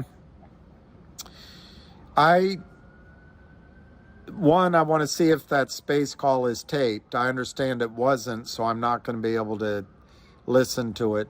2, maybe I'll come on the next one. 3, I think Jeremy is an honest man, smart, and very, I don't think he tries to manipulate his investors or manipulate his funding. But there's a couple of weaknesses I noticed. One is, the glaring one, he's unpredictable. 10 p.m. What's 10 p.m.? Oh, it is 10. All right, so I won't go much longer, I guess. But anyway, I'm not sure people completely understand why he didn't allow GTII to take him over, and then he's CEO anyway. But anyway, I think he probably had his reasons. He wanted to get the hot money out of his stock. I think he accomplished that. But I think he can take the steps. I made videos supporting him before.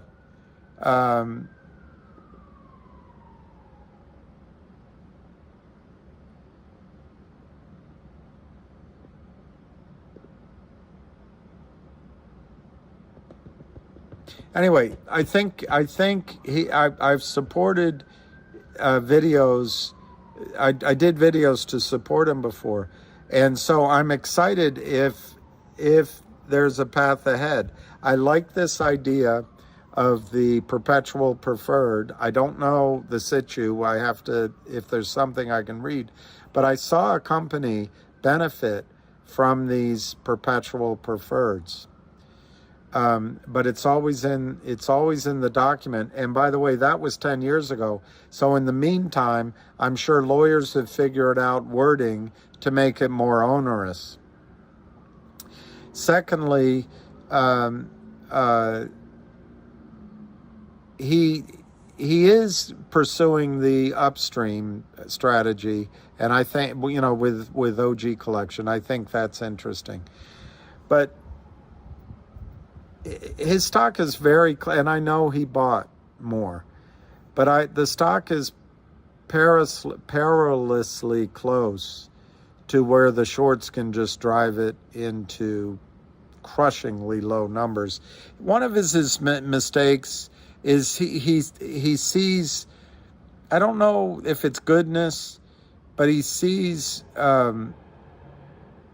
at Jeff Easton at the Lind Partners, and perhaps the principals at Power Up Lending, as not having the knowledge to create this dastardly, desperate situation. And he sees it as algorithms in the computers matching too many buy orders because there's not enough stock to sell. Well, that kind of explanation, just like one of the guys on Jamie's call was talking about how he deals with this all the time, and people like to hear from him because he just tells his opinion and all that. But he's talking about that same basic thing. That makes no sense to me. None. If there's too many buy orders, let me tell you something. If there's too many people wanting to buy something and there's not enough shares for sale, guess what happens? The price should go up. The argument that the computers are set up so when a flood of buy orders comes in, they just issue more certificates because there's too many buy. This, on the surface of it, is complete illogic to me. And he's a smart man. I don't know how he could be saying such a thing. I must have missed his import. But to say that algorithms are set up because people have so much money and the system can't issue so many shares, it doesn't have enough shares, so they just issue fails to deliver. That means systematic counterfeiting. When there's too many dollars to buy something, the price goes up. Supply and demand. Whose business is it to create an algorithm that spits out counterfeit anything? If you bought a Monet with your husband 35 years ago, and you had it hanging on your wall, and then you decided, you know what, we're going to downsize, we're going to go on a trip, and we're going to pay off all our debts, and we're going to go buy a villa in Tuscany. Well, we're going to sell it. Well, the Monet has gone from a low price to a massive price. If you went into Sotheby's, and the auction starts, and everyone's bidding, and there's an algorithm back there that says, wait a minute, there's too much money bidding on this Monet. I better spit out some counterfeit Monets to keep the price down. That wouldn't make any sense. So what the heck is he talking about? Anyway, and he also wants to reverse split the stock. He said these, and he said on calls before that he would do a toxic note if it meant survival. So while he's a fighter against the shorts, he doesn't quite get that taking, it's like I read the autobiography of Ricky Lee Jones. And who wouldn't want to know why she wrote the song Chuck E's in Love? I didn't need to hear about all her peccadillos. But did you know she used to date Tom Waits? Martha, Martha, this is old. I can't remember that one. How about I'm going to on the Jersey side. Oh, I can't remember. Right now, none of his songs are coming to my head. I used to know all of his songs. But Tom Waits, I fell in love with somebody one night when, well, I had already fallen in love with her, but she took me to a bar and we listened to Tom Waits albums. But anyway, Tom Waits dated Ricky Lee Jones. Well, Ricky Lee Jones got hooked on some bad stuff, and she fought it, got away from it, and when she came back, it got to her again. Well, this stuff can kill, like with Janis Joplin, if you read how she died. That's what these banks do. These so-called banks, these so-called funds. The CEO goes one more time, and you don't know if you've got a spiked injection. Anyway, Tom Waits left her. It's pretty sad.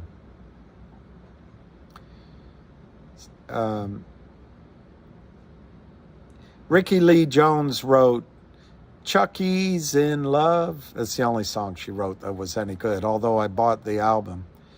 And Tom Waits is amazing. Tom Waits is amazing. Matilda was the defendant. She killed a half dozen. And the blood and whiskey.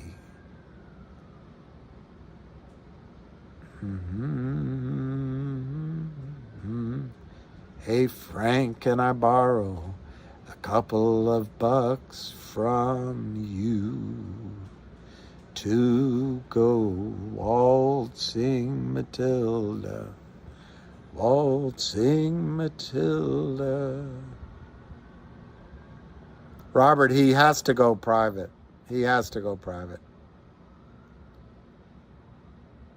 Well, Immortal, at least you got out at 20 cents.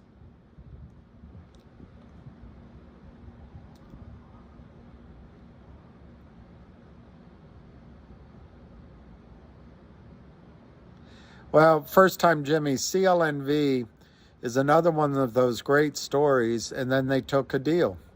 And, it's tough on a CEO. There you go, Ace. I think Ace just said it about right.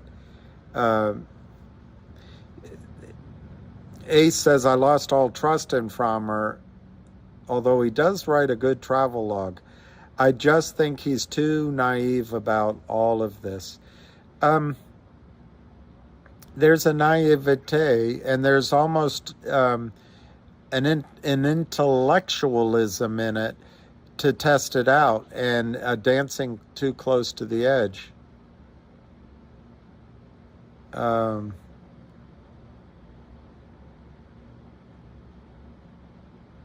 He was on a rant talking about a reverse again, Robert. Well, a reverse is not going to work.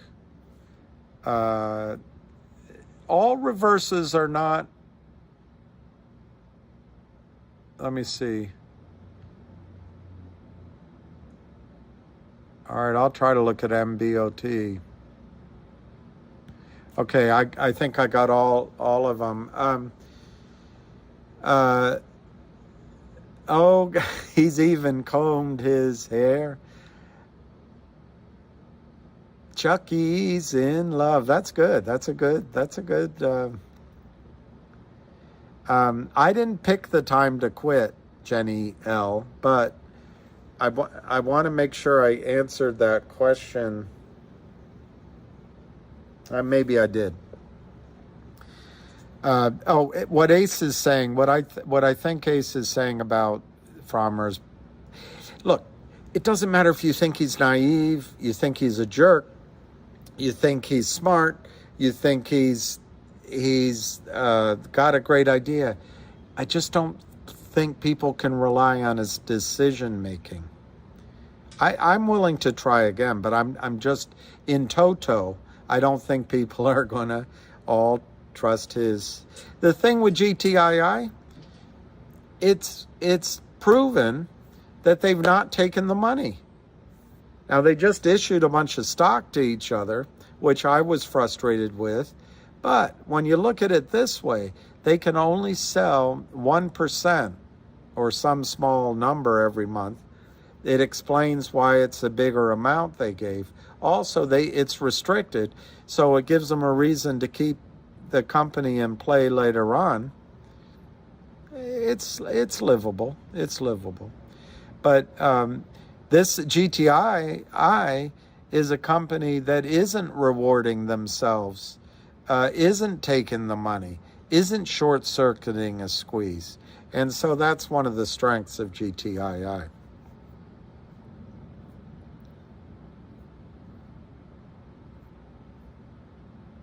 All right, first time, Jimmy. Reverse works if you have something set up like APRN paying off all its debt.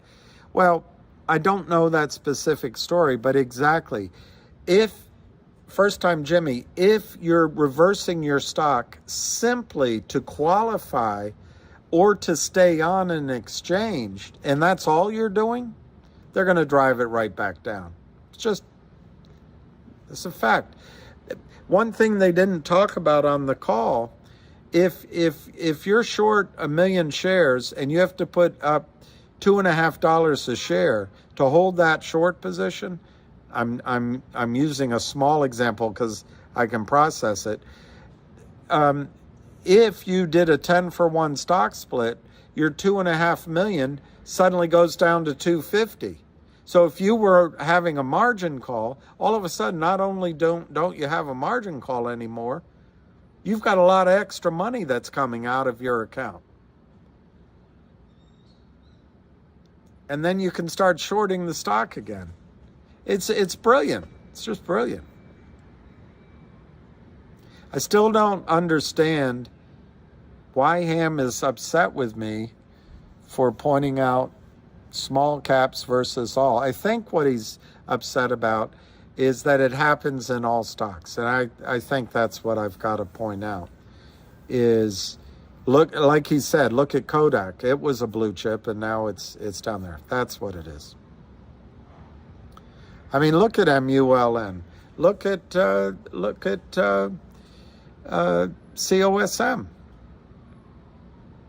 If you adjust for the split, the stock, well, let me look. I haven't looked in a while.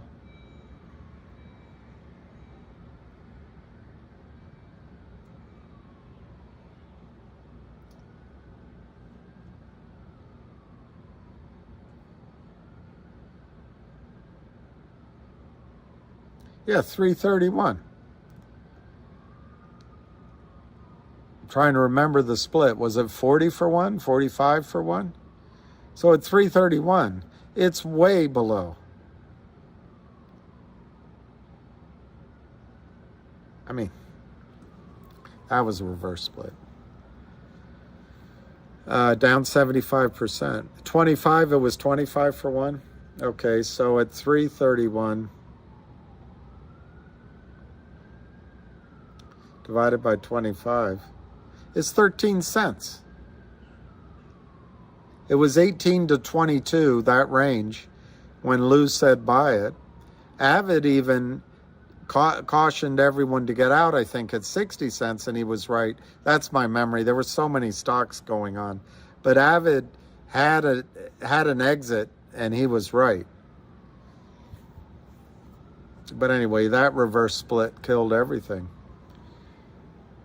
All right, so let me just see. Jenny's telling me to say goodnight.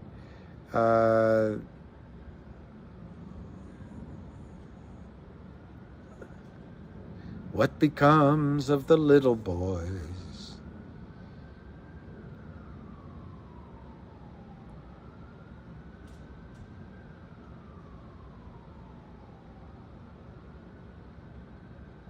Yeah, good for you, Woody. Woody, you can learn from. All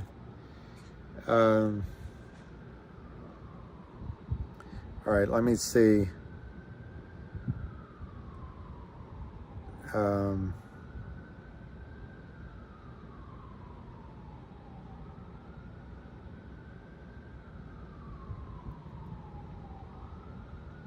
I'll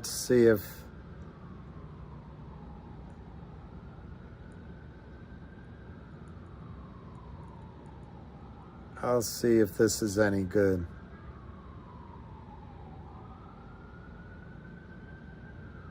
I can't remember. Yeah, that's the one. Sam, he goes, operator number, please. It's been so many years. Will she remember my old voice while I fight the tears? I'm not getting his low voice. Hello, hello there. Is this Martha? This is old Tom Frost, and I'm calling long distance. Don't worry about the cost. And it's been 40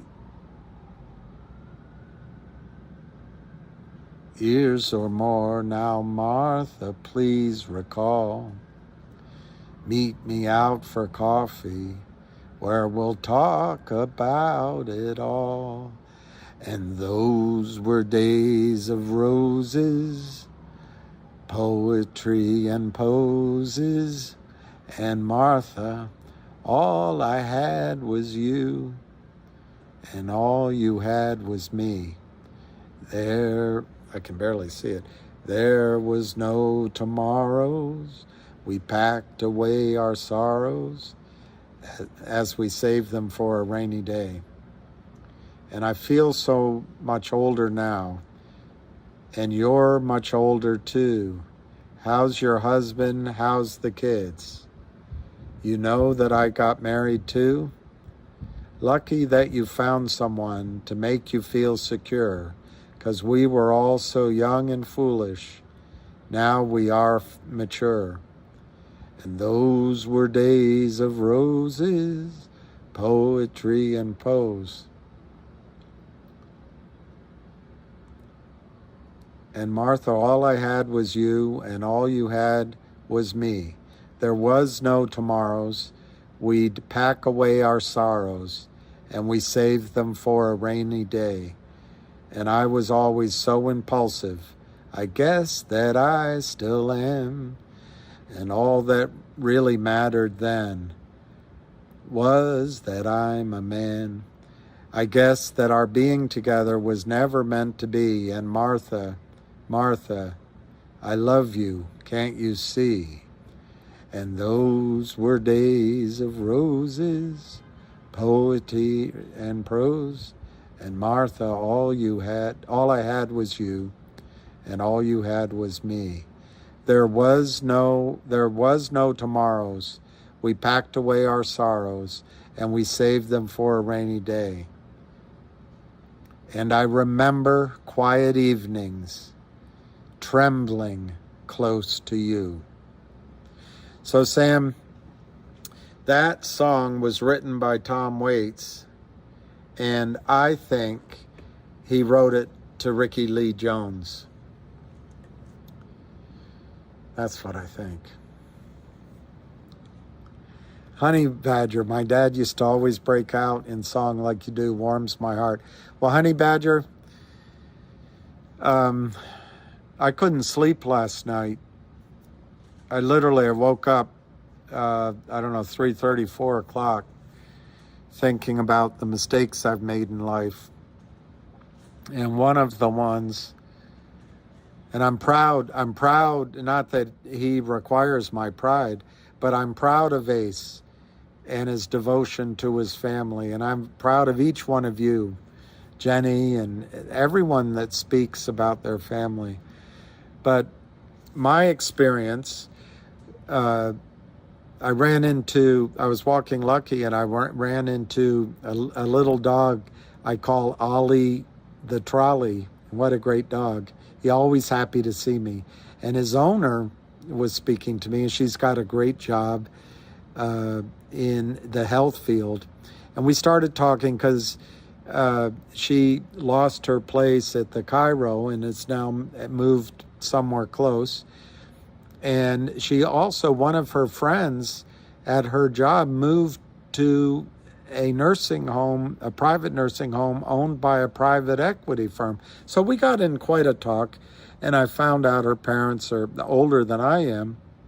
But her mother told her that her mother only had the choice of being a nurse or a wife. And this young woman, 31 years old, has a great job, and she's a Democrat, but we talked a little bit about what's going on in relationships today. And I said, it's funny, your mother's older than I am, but I wouldn't say she's out of my generation, because the baby boom generation is quite a expanse. But that's not how I remember women. And maybe it's just because I'm that much younger, but women didn't want to get married. They wanted it all. They wanted the job, and they wanted to wait, basically. They didn't want to marry young. They wanted to wait. And so for me, and I don't understand why, but for me, that translated over time into I never got married, and so I never had children. And so I would love to have had a kid that remembered I broke out in song. That's my long way of saying that. So it's nice that you remember that your father broke out in song. I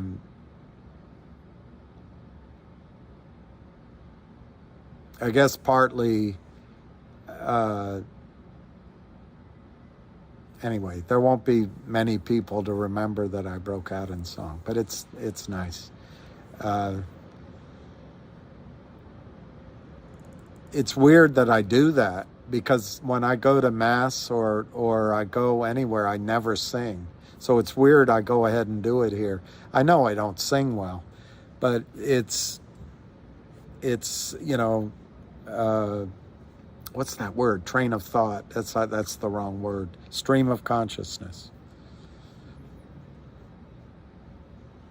I think, therefore I don't sleep. I drink, therefore I am. Immanuel Kant was a real pissant. He was very rarely stable. David Hume could outconsume Henrik Marx and Hegel. René Descartes was a drunken fart.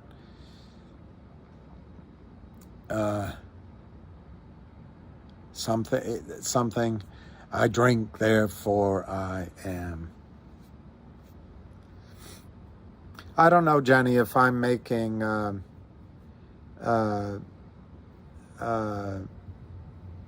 I don't know if I'm making a difference. Today I lost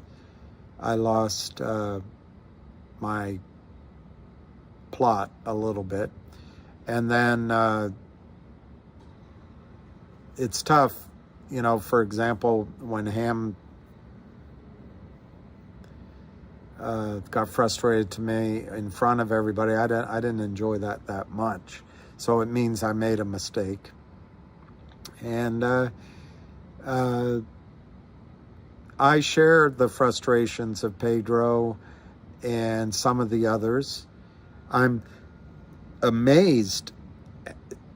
Jenny, you have it, but I can't hear you in this. I can read you, but I can't hear it here.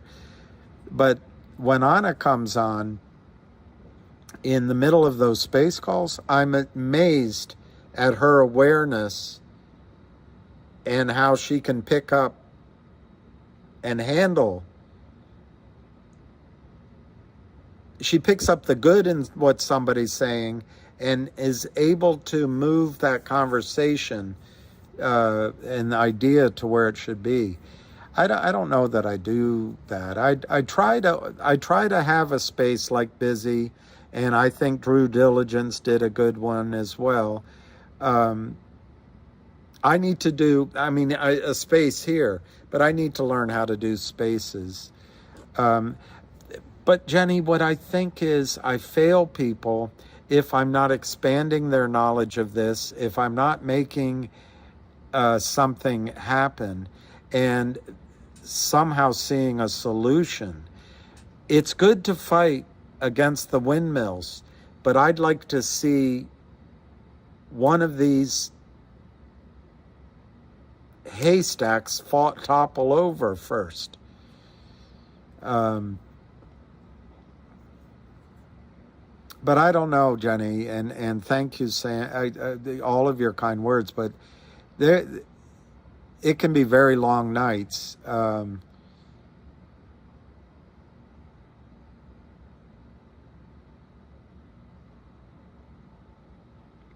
But you know, there's nothing for it. There's nothing for it. You can't have that time back. All you can do is, as Dale Carnegie said, but I just heard it from, or was it in a movie, or I read it in a book I'm reading. Maybe it's in a book I'm reading. Maybe it was something Djokovic said. Anyway, my mother used to call these ancient truths.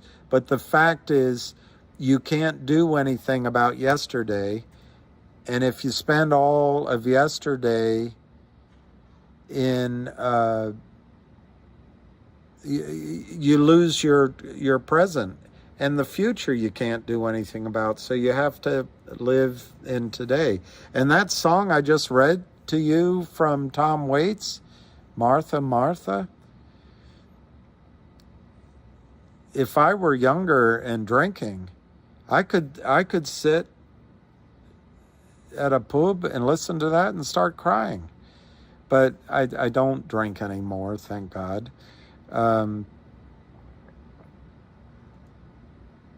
But I find life, I have always found life a bit painful. I've always found life painful. And there's nothing, I had a little brother and sister and cousins and now nieces and nephews that I don't see very often. But there's nothing like the joy of children and childhood. And that's probably why I'm so strongly against what happens right now in schools. There's no way that, let me put it bluntly, if I walked into a school and some drag queen was twerking in front of my child, I don't care. I don't care. I'd walk up, I'd deck the guy.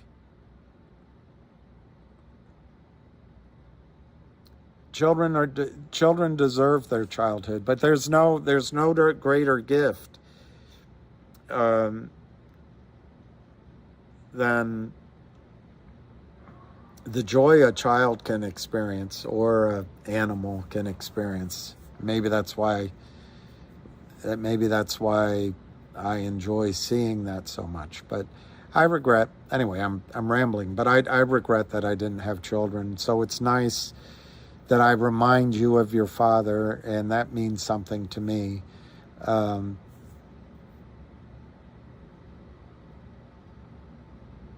Yeah, anyway, I'll leave it at that. One day in my shoes and you would end it all. Suck it up.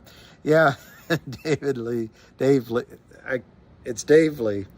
Well, I'm not, by the way, I'm not complaining, and I'm happy to be alive, and I'm grateful every single day, and I always have something to be thankful for, and I always try to give, and I always try to see if I can do something maybe with one or two people that's a little extra. So don't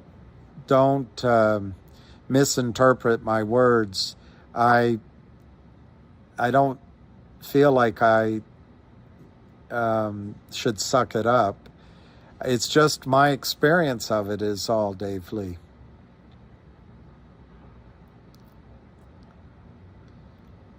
Oh, good for you, Samantha. You've got to be protective. You got to be protective. Grow up, Arthur. You'll make a fine adult. Jenny L. I don't drink either, but I also can't live in the past with my mistakes, guilt. I can only move forward. Well, what I wonder what's happening to me, Jenny, sometimes apparently in the Bible is God gives older men dreams. And I think some of the dreams I see are very, very good. I love them, but some, I don't know. The other thing is, Jenny, I blocked out so much in my life. I blocked out a lot. And it's just some memories coming back that maybe that's it. I don't know. I try to let go. But I bought a book on it. The title is Letting Go. Mindfulness. Sounds like Greatest Salesman, Og Mandino. Greatest Salesman, Og Mandino. That sounds interesting, Jimmy.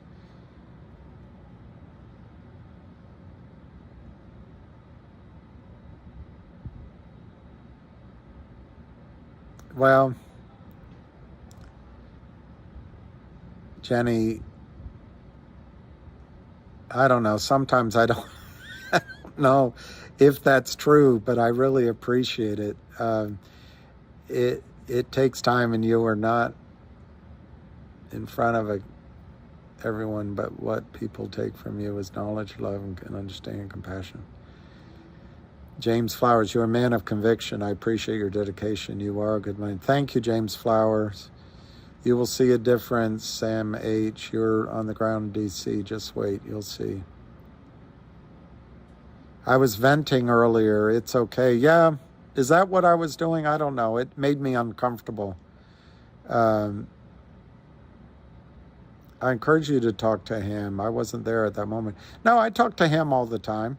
He didn't need to dress me down, but I think it frustrates him. Ham's a great guy, and I think Ham doesn't need to do this, in my judgment, and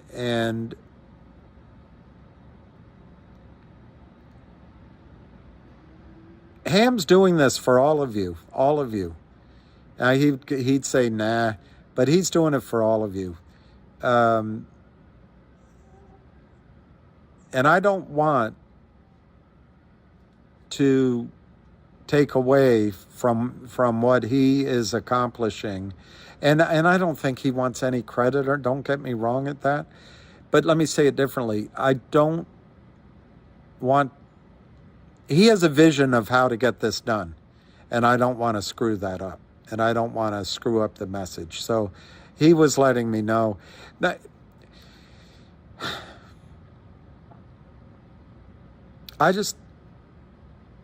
anyway, I leave it at that. Hey, Shell, I love breaking out in song, including movies. Yes.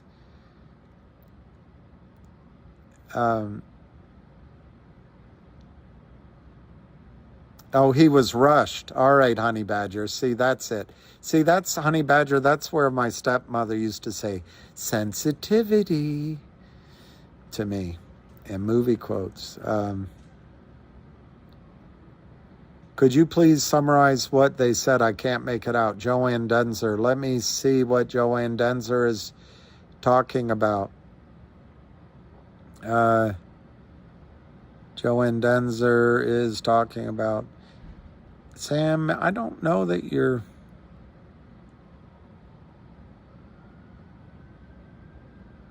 with James Flowers. With auto-tune, I have a future.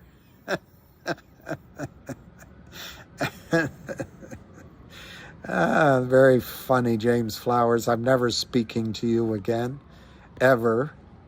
Last time I answer any questions from you. What's going on with GTII? I don't know, Smokey. I'm bored with answering that.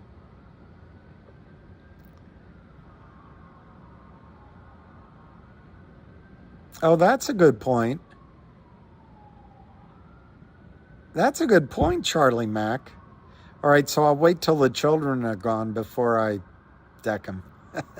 But Charlie Mack, you make a good point. So metaphorically, I don't know how to... Well, Jenny, I had a girlfriend. Really, I did. And I was very, very young. And she told me I was an old soul. I had no idea what she was talking about. But how can an old soul be so naive?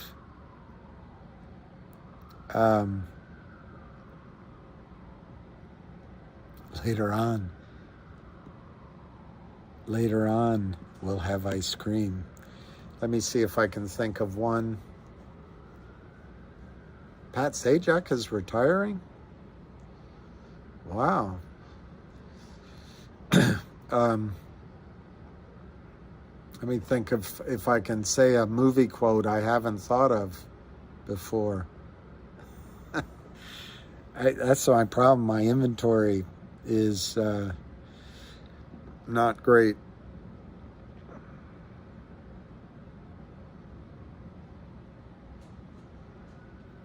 Yeah, Honey Badger, I don't want to raise concerns that if your kids have done it,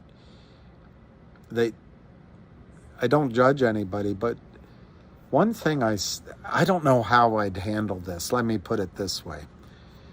Around here, I just see lovely young women who have tattooed themselves. And I just don't understand it. Now, if anyone has a tattoo, don't get offended. It's just that, and maybe it's sexist, but I think women are beautiful, and I don't think they need a tattoo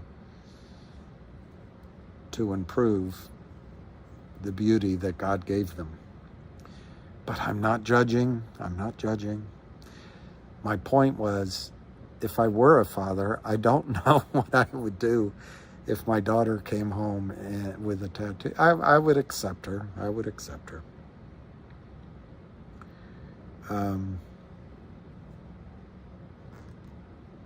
Yeah, that's interesting. Well, that's interesting, Sam. You get your wisdom early and remain young as you age. I like that. Jenny L., how many tattoos do you have? Does one of them say,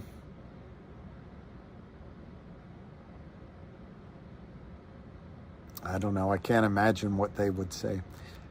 I've known a lot of friends with tattoos. I'm talking about if it were my daughter. That's all I'm saying. I'm smooth. Breaking word or yeah. You can't buy class like that. You're a real class act, Callahan. So be careful. To me, you're nothing more than dog shit. And there's a lot of things that happen to dog shit. It can dry up and blow away. People can step in it. So be careful where that dog shits you. You're a class act, Callahan. You're a class act. All right. 10:42. 10:42.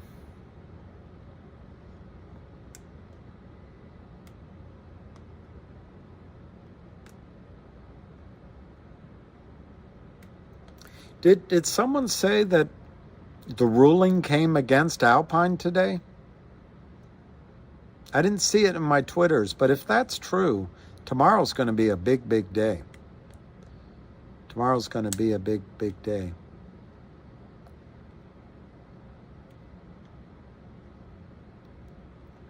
I can't count. My whole back is tattooed, and my husband and I have the same ones that have meaning. Well, a woman that I was very close to had a tattoo over her whole back. I think it was a butterfly. I never, just to show, it's not like we were, anyway, it was very beautiful. So,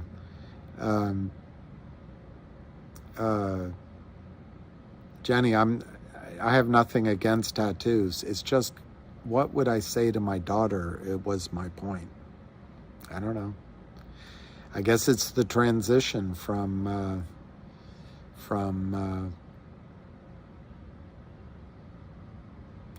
young adulthood to adulthood. But also, Jenny, for me, I'm scared of needles. I went for acupuncture once and I had to leave. Ugh, the whole thing makes me nervous. All right, I'm going to try to think of one movie quote that I like.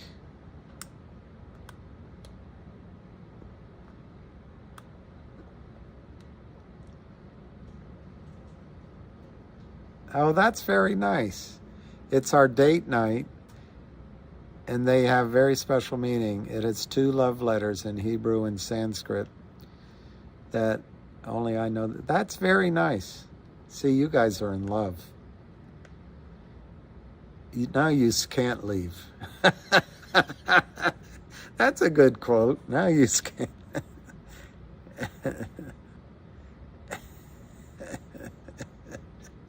You can't have just one. Now you can't leave. What movie is that? Now you can't leave. I know the quote. I just watched a cornball movie with James Woods, and he's a cop, and it's old movie, and it's like, it's back when you had payphones, and the last scene, he's in a gymnasium. I must have seen it, but I didn't remember it. But he goes, the crook goes, well, aren't you going to arrest me? You got to take me in. You can't kill me. You're a cop. And he says, I got good news and I got bad news. The good news is I'm a cop. The bad news, I'm on suspension and I don't give up. And then boom.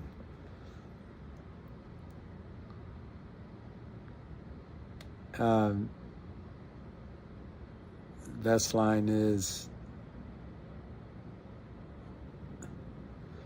okay, I am my beloved and my beloved is mine in Hebrew down my spine.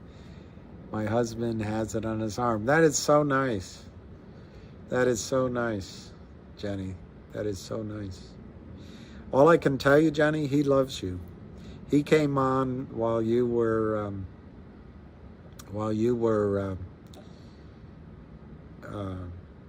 you weren't ill, but you were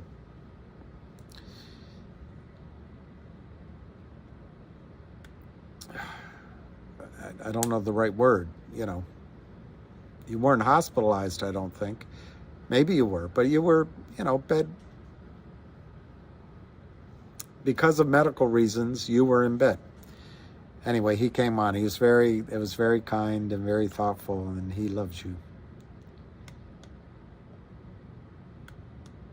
The Kabbalah. Oh, a Bronx Tale. That's it. Bronx Tale.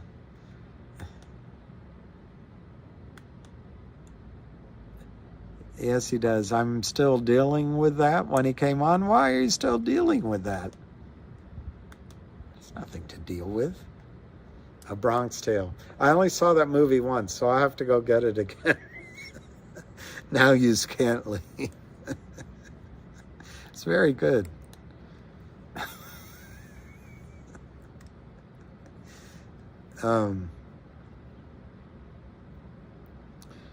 I think I already said that line, but I like the line. Why are you dealing with that situation? Did I say something wrong, Jenny? I hope not. I met the kid. Long story.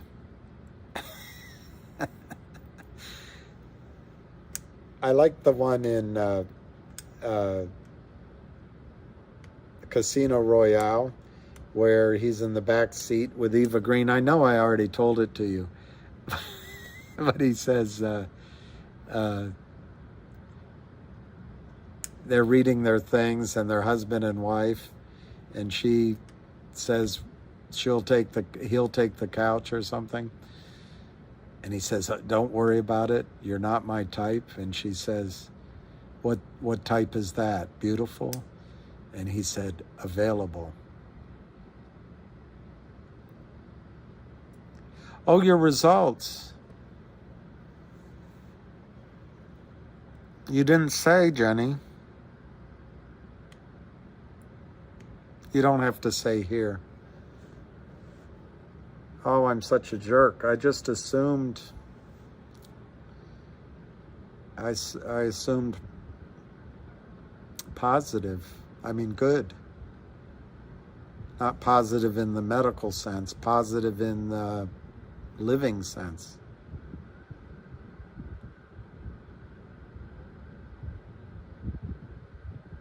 ESK, Ham was on fire on the space call. Did you speak with Ham after? No. I was on this call. He cut me off at the pass on. I didn't know he was coming on, and I was blabbing. But you're absolutely right. He is he's convinced that Alpine's going down. He doesn't see how the criminals are still standing in GTII. He's absolutely convinced that Finger and Wolf even are going to work, but GTII is his single best setup he's ever seen, and I'm 100%. I started these calls to support Ham without telling Ham. I just did it to start this. You can tell I still haven't learned how to do it, but my second reason was to make sure the criminals didn't FUD people out. Now I'm wishing people had gotten out when Lou said get out at 3 or 4, and we'd be buying back now. But that's the perfection of hindsight. That's the perfection of hindsight.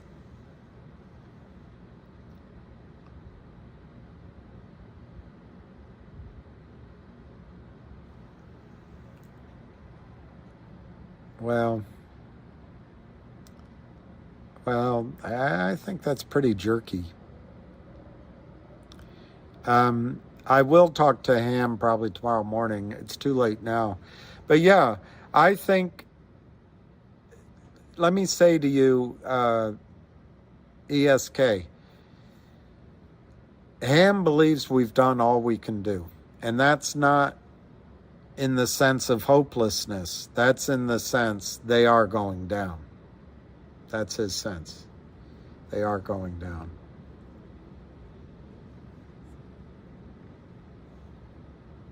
I know it is getting late.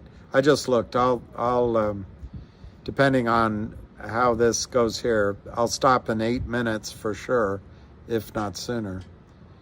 Manners maketh the man. I know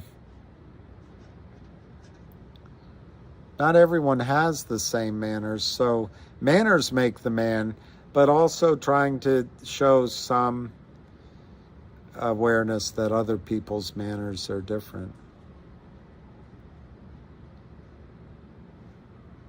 Will, what is EFLVF? EFLVF. I got to think what that is. EFLVF. EFLVF.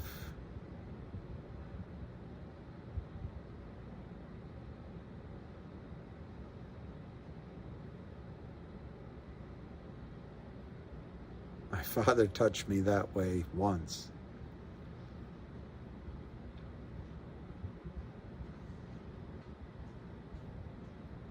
Yeah, thank you, ESK. I know there's haters out there, but I get... Oh, they have the patent on lithium. That's where I saw that before. Yeah, the patent, yes. That's where I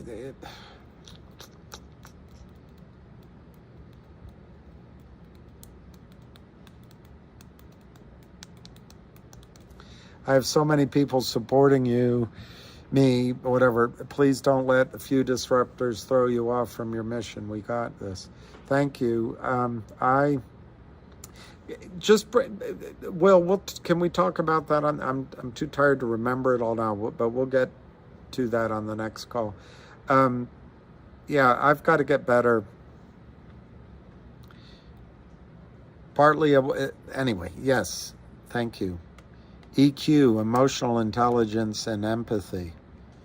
Yeah, EQ, emotional intelligence and empathy. Yeah. You know your problem when Kevin Costner tells his brother, you know what your problem is? You're too affable. They just announced NASDAQ uplift. Wow, okay, we'll see. When Finger went on NASDAQ, it went to 9, and now it's $1.30. I don't trust the NASDAQ.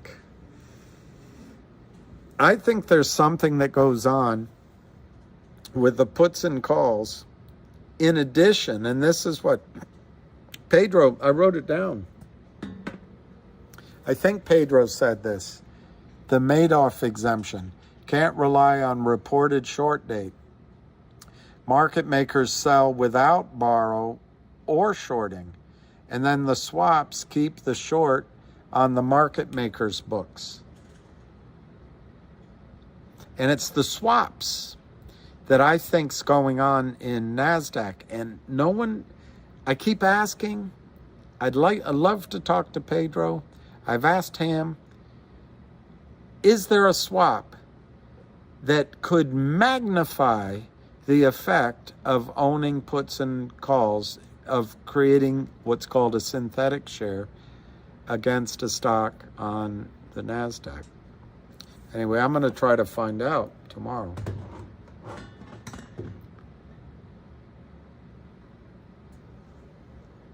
Honey Badger, I have unconditional love status. Thank you. Your heart shows through. Thanks for all you do.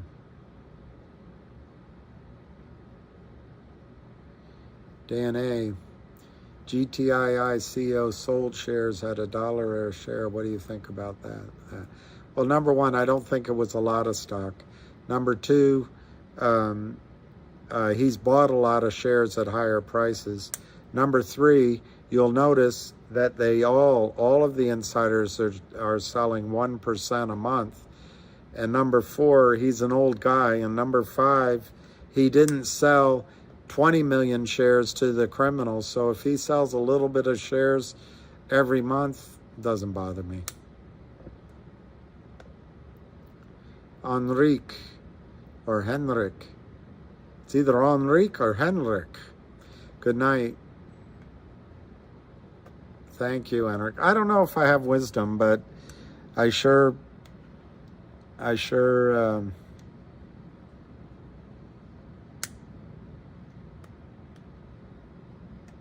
know.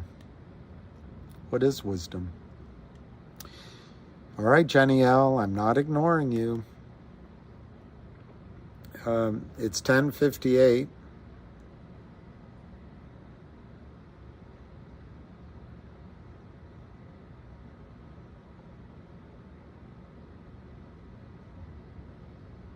Did I tell you? Did I tell you that Novak Djokovic won the French Open? Did I tell you that? Look at this, the most titles. Jimmy Connors, 109. Roger Federer, 103.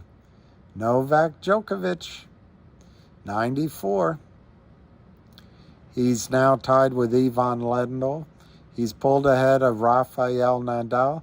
But look at that. Whoever said they liked John McEnroe, look where he is. 77. He's beating Rod Laver and Bjorn Borg and Ilie Nastase and Pete Sampras. Pretty impressive for Johnny McEnroe. Johnny Mac. He married a musician, Patti Smith. Maybe a good tea, Samantha. I don't know. I'm going to go. I continue to watch videos of 45 and 55-foot million-dollar yachts. You know, one Fix-It Nation, if it flies, floats, or, you know, rent it, it's very expensive to own a yacht. All right, first time, Jimmy. I'll watch an episode of The Chosen. 1 minute, I know. A good cup of tea. Nag. All right, Lucky, we're almost done. We're almost done. You know, they need so much help. I'm just teasing. I'm pretty impressed by those calls, how much people know. I don't really watch TV shows. I watch documentaries or sometimes, but I don't watch TV. I watch more movies than I should simply because I have a hard time focusing on reading over the last year or so. There's nothing I enjoy better than reading, but you know, you have to have a mind for it. And I listen to lectures if I can. Oddly, I've been listening to a lot of lectures on physics because I'll tell you why, and then I'll go. Years ago, I had this question, a long time ago. What if our framework is wrong? What if our understanding is wrong? What if with just our 5 senses, our formulae, there's limits? Anyway, I don't want to drag it out, but this new Hubble telescope, it's called, it's not Hubble, it's called It's called something else. Anyway, it's finding out that perhaps the Big Bang didn't happen the way we thought it did, and perhaps the universe is a lot bigger than we think. And it's fascinating. It's just fascinating.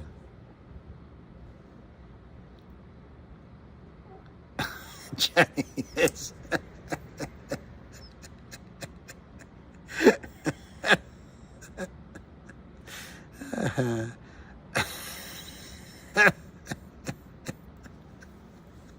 I used to watch Rockford Files or those kind of things. Not often, but I did. I watched documentaries. And now I'm going to watch you say goodnight. All right. Fair enough. So everybody, thank you very much. I'm sorry earlier I got off quickly, but I think it was a good call today with Ham. A good call with. I think there's great news coming with Mark tomorrow, and Alpine perhaps, and otherwise. And I certainly thank all of you for listening. So I will say.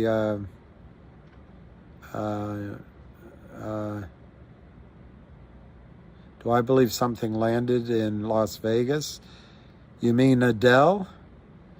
Can't handle the commercials anymore. All right, just hang in there, man. You got a bunch of people look forward. All right, James Flowers, thank you. One Fix It, man. Hannick, all right, thank you, Samantha. I can talk about. My brother sent me a picture of 2 galaxies colliding. Well, let's talk about that tomorrow because, but yeah.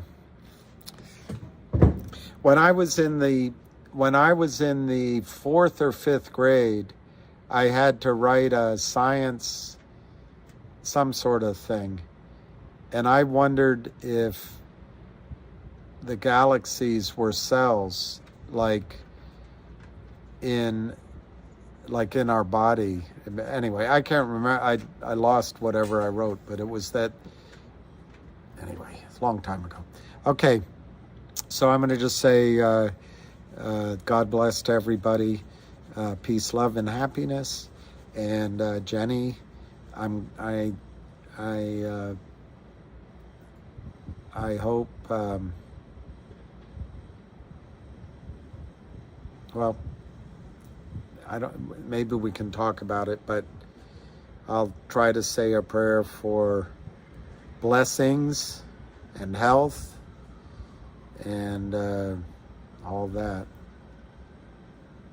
And yes. Okay. Good night. Cheers.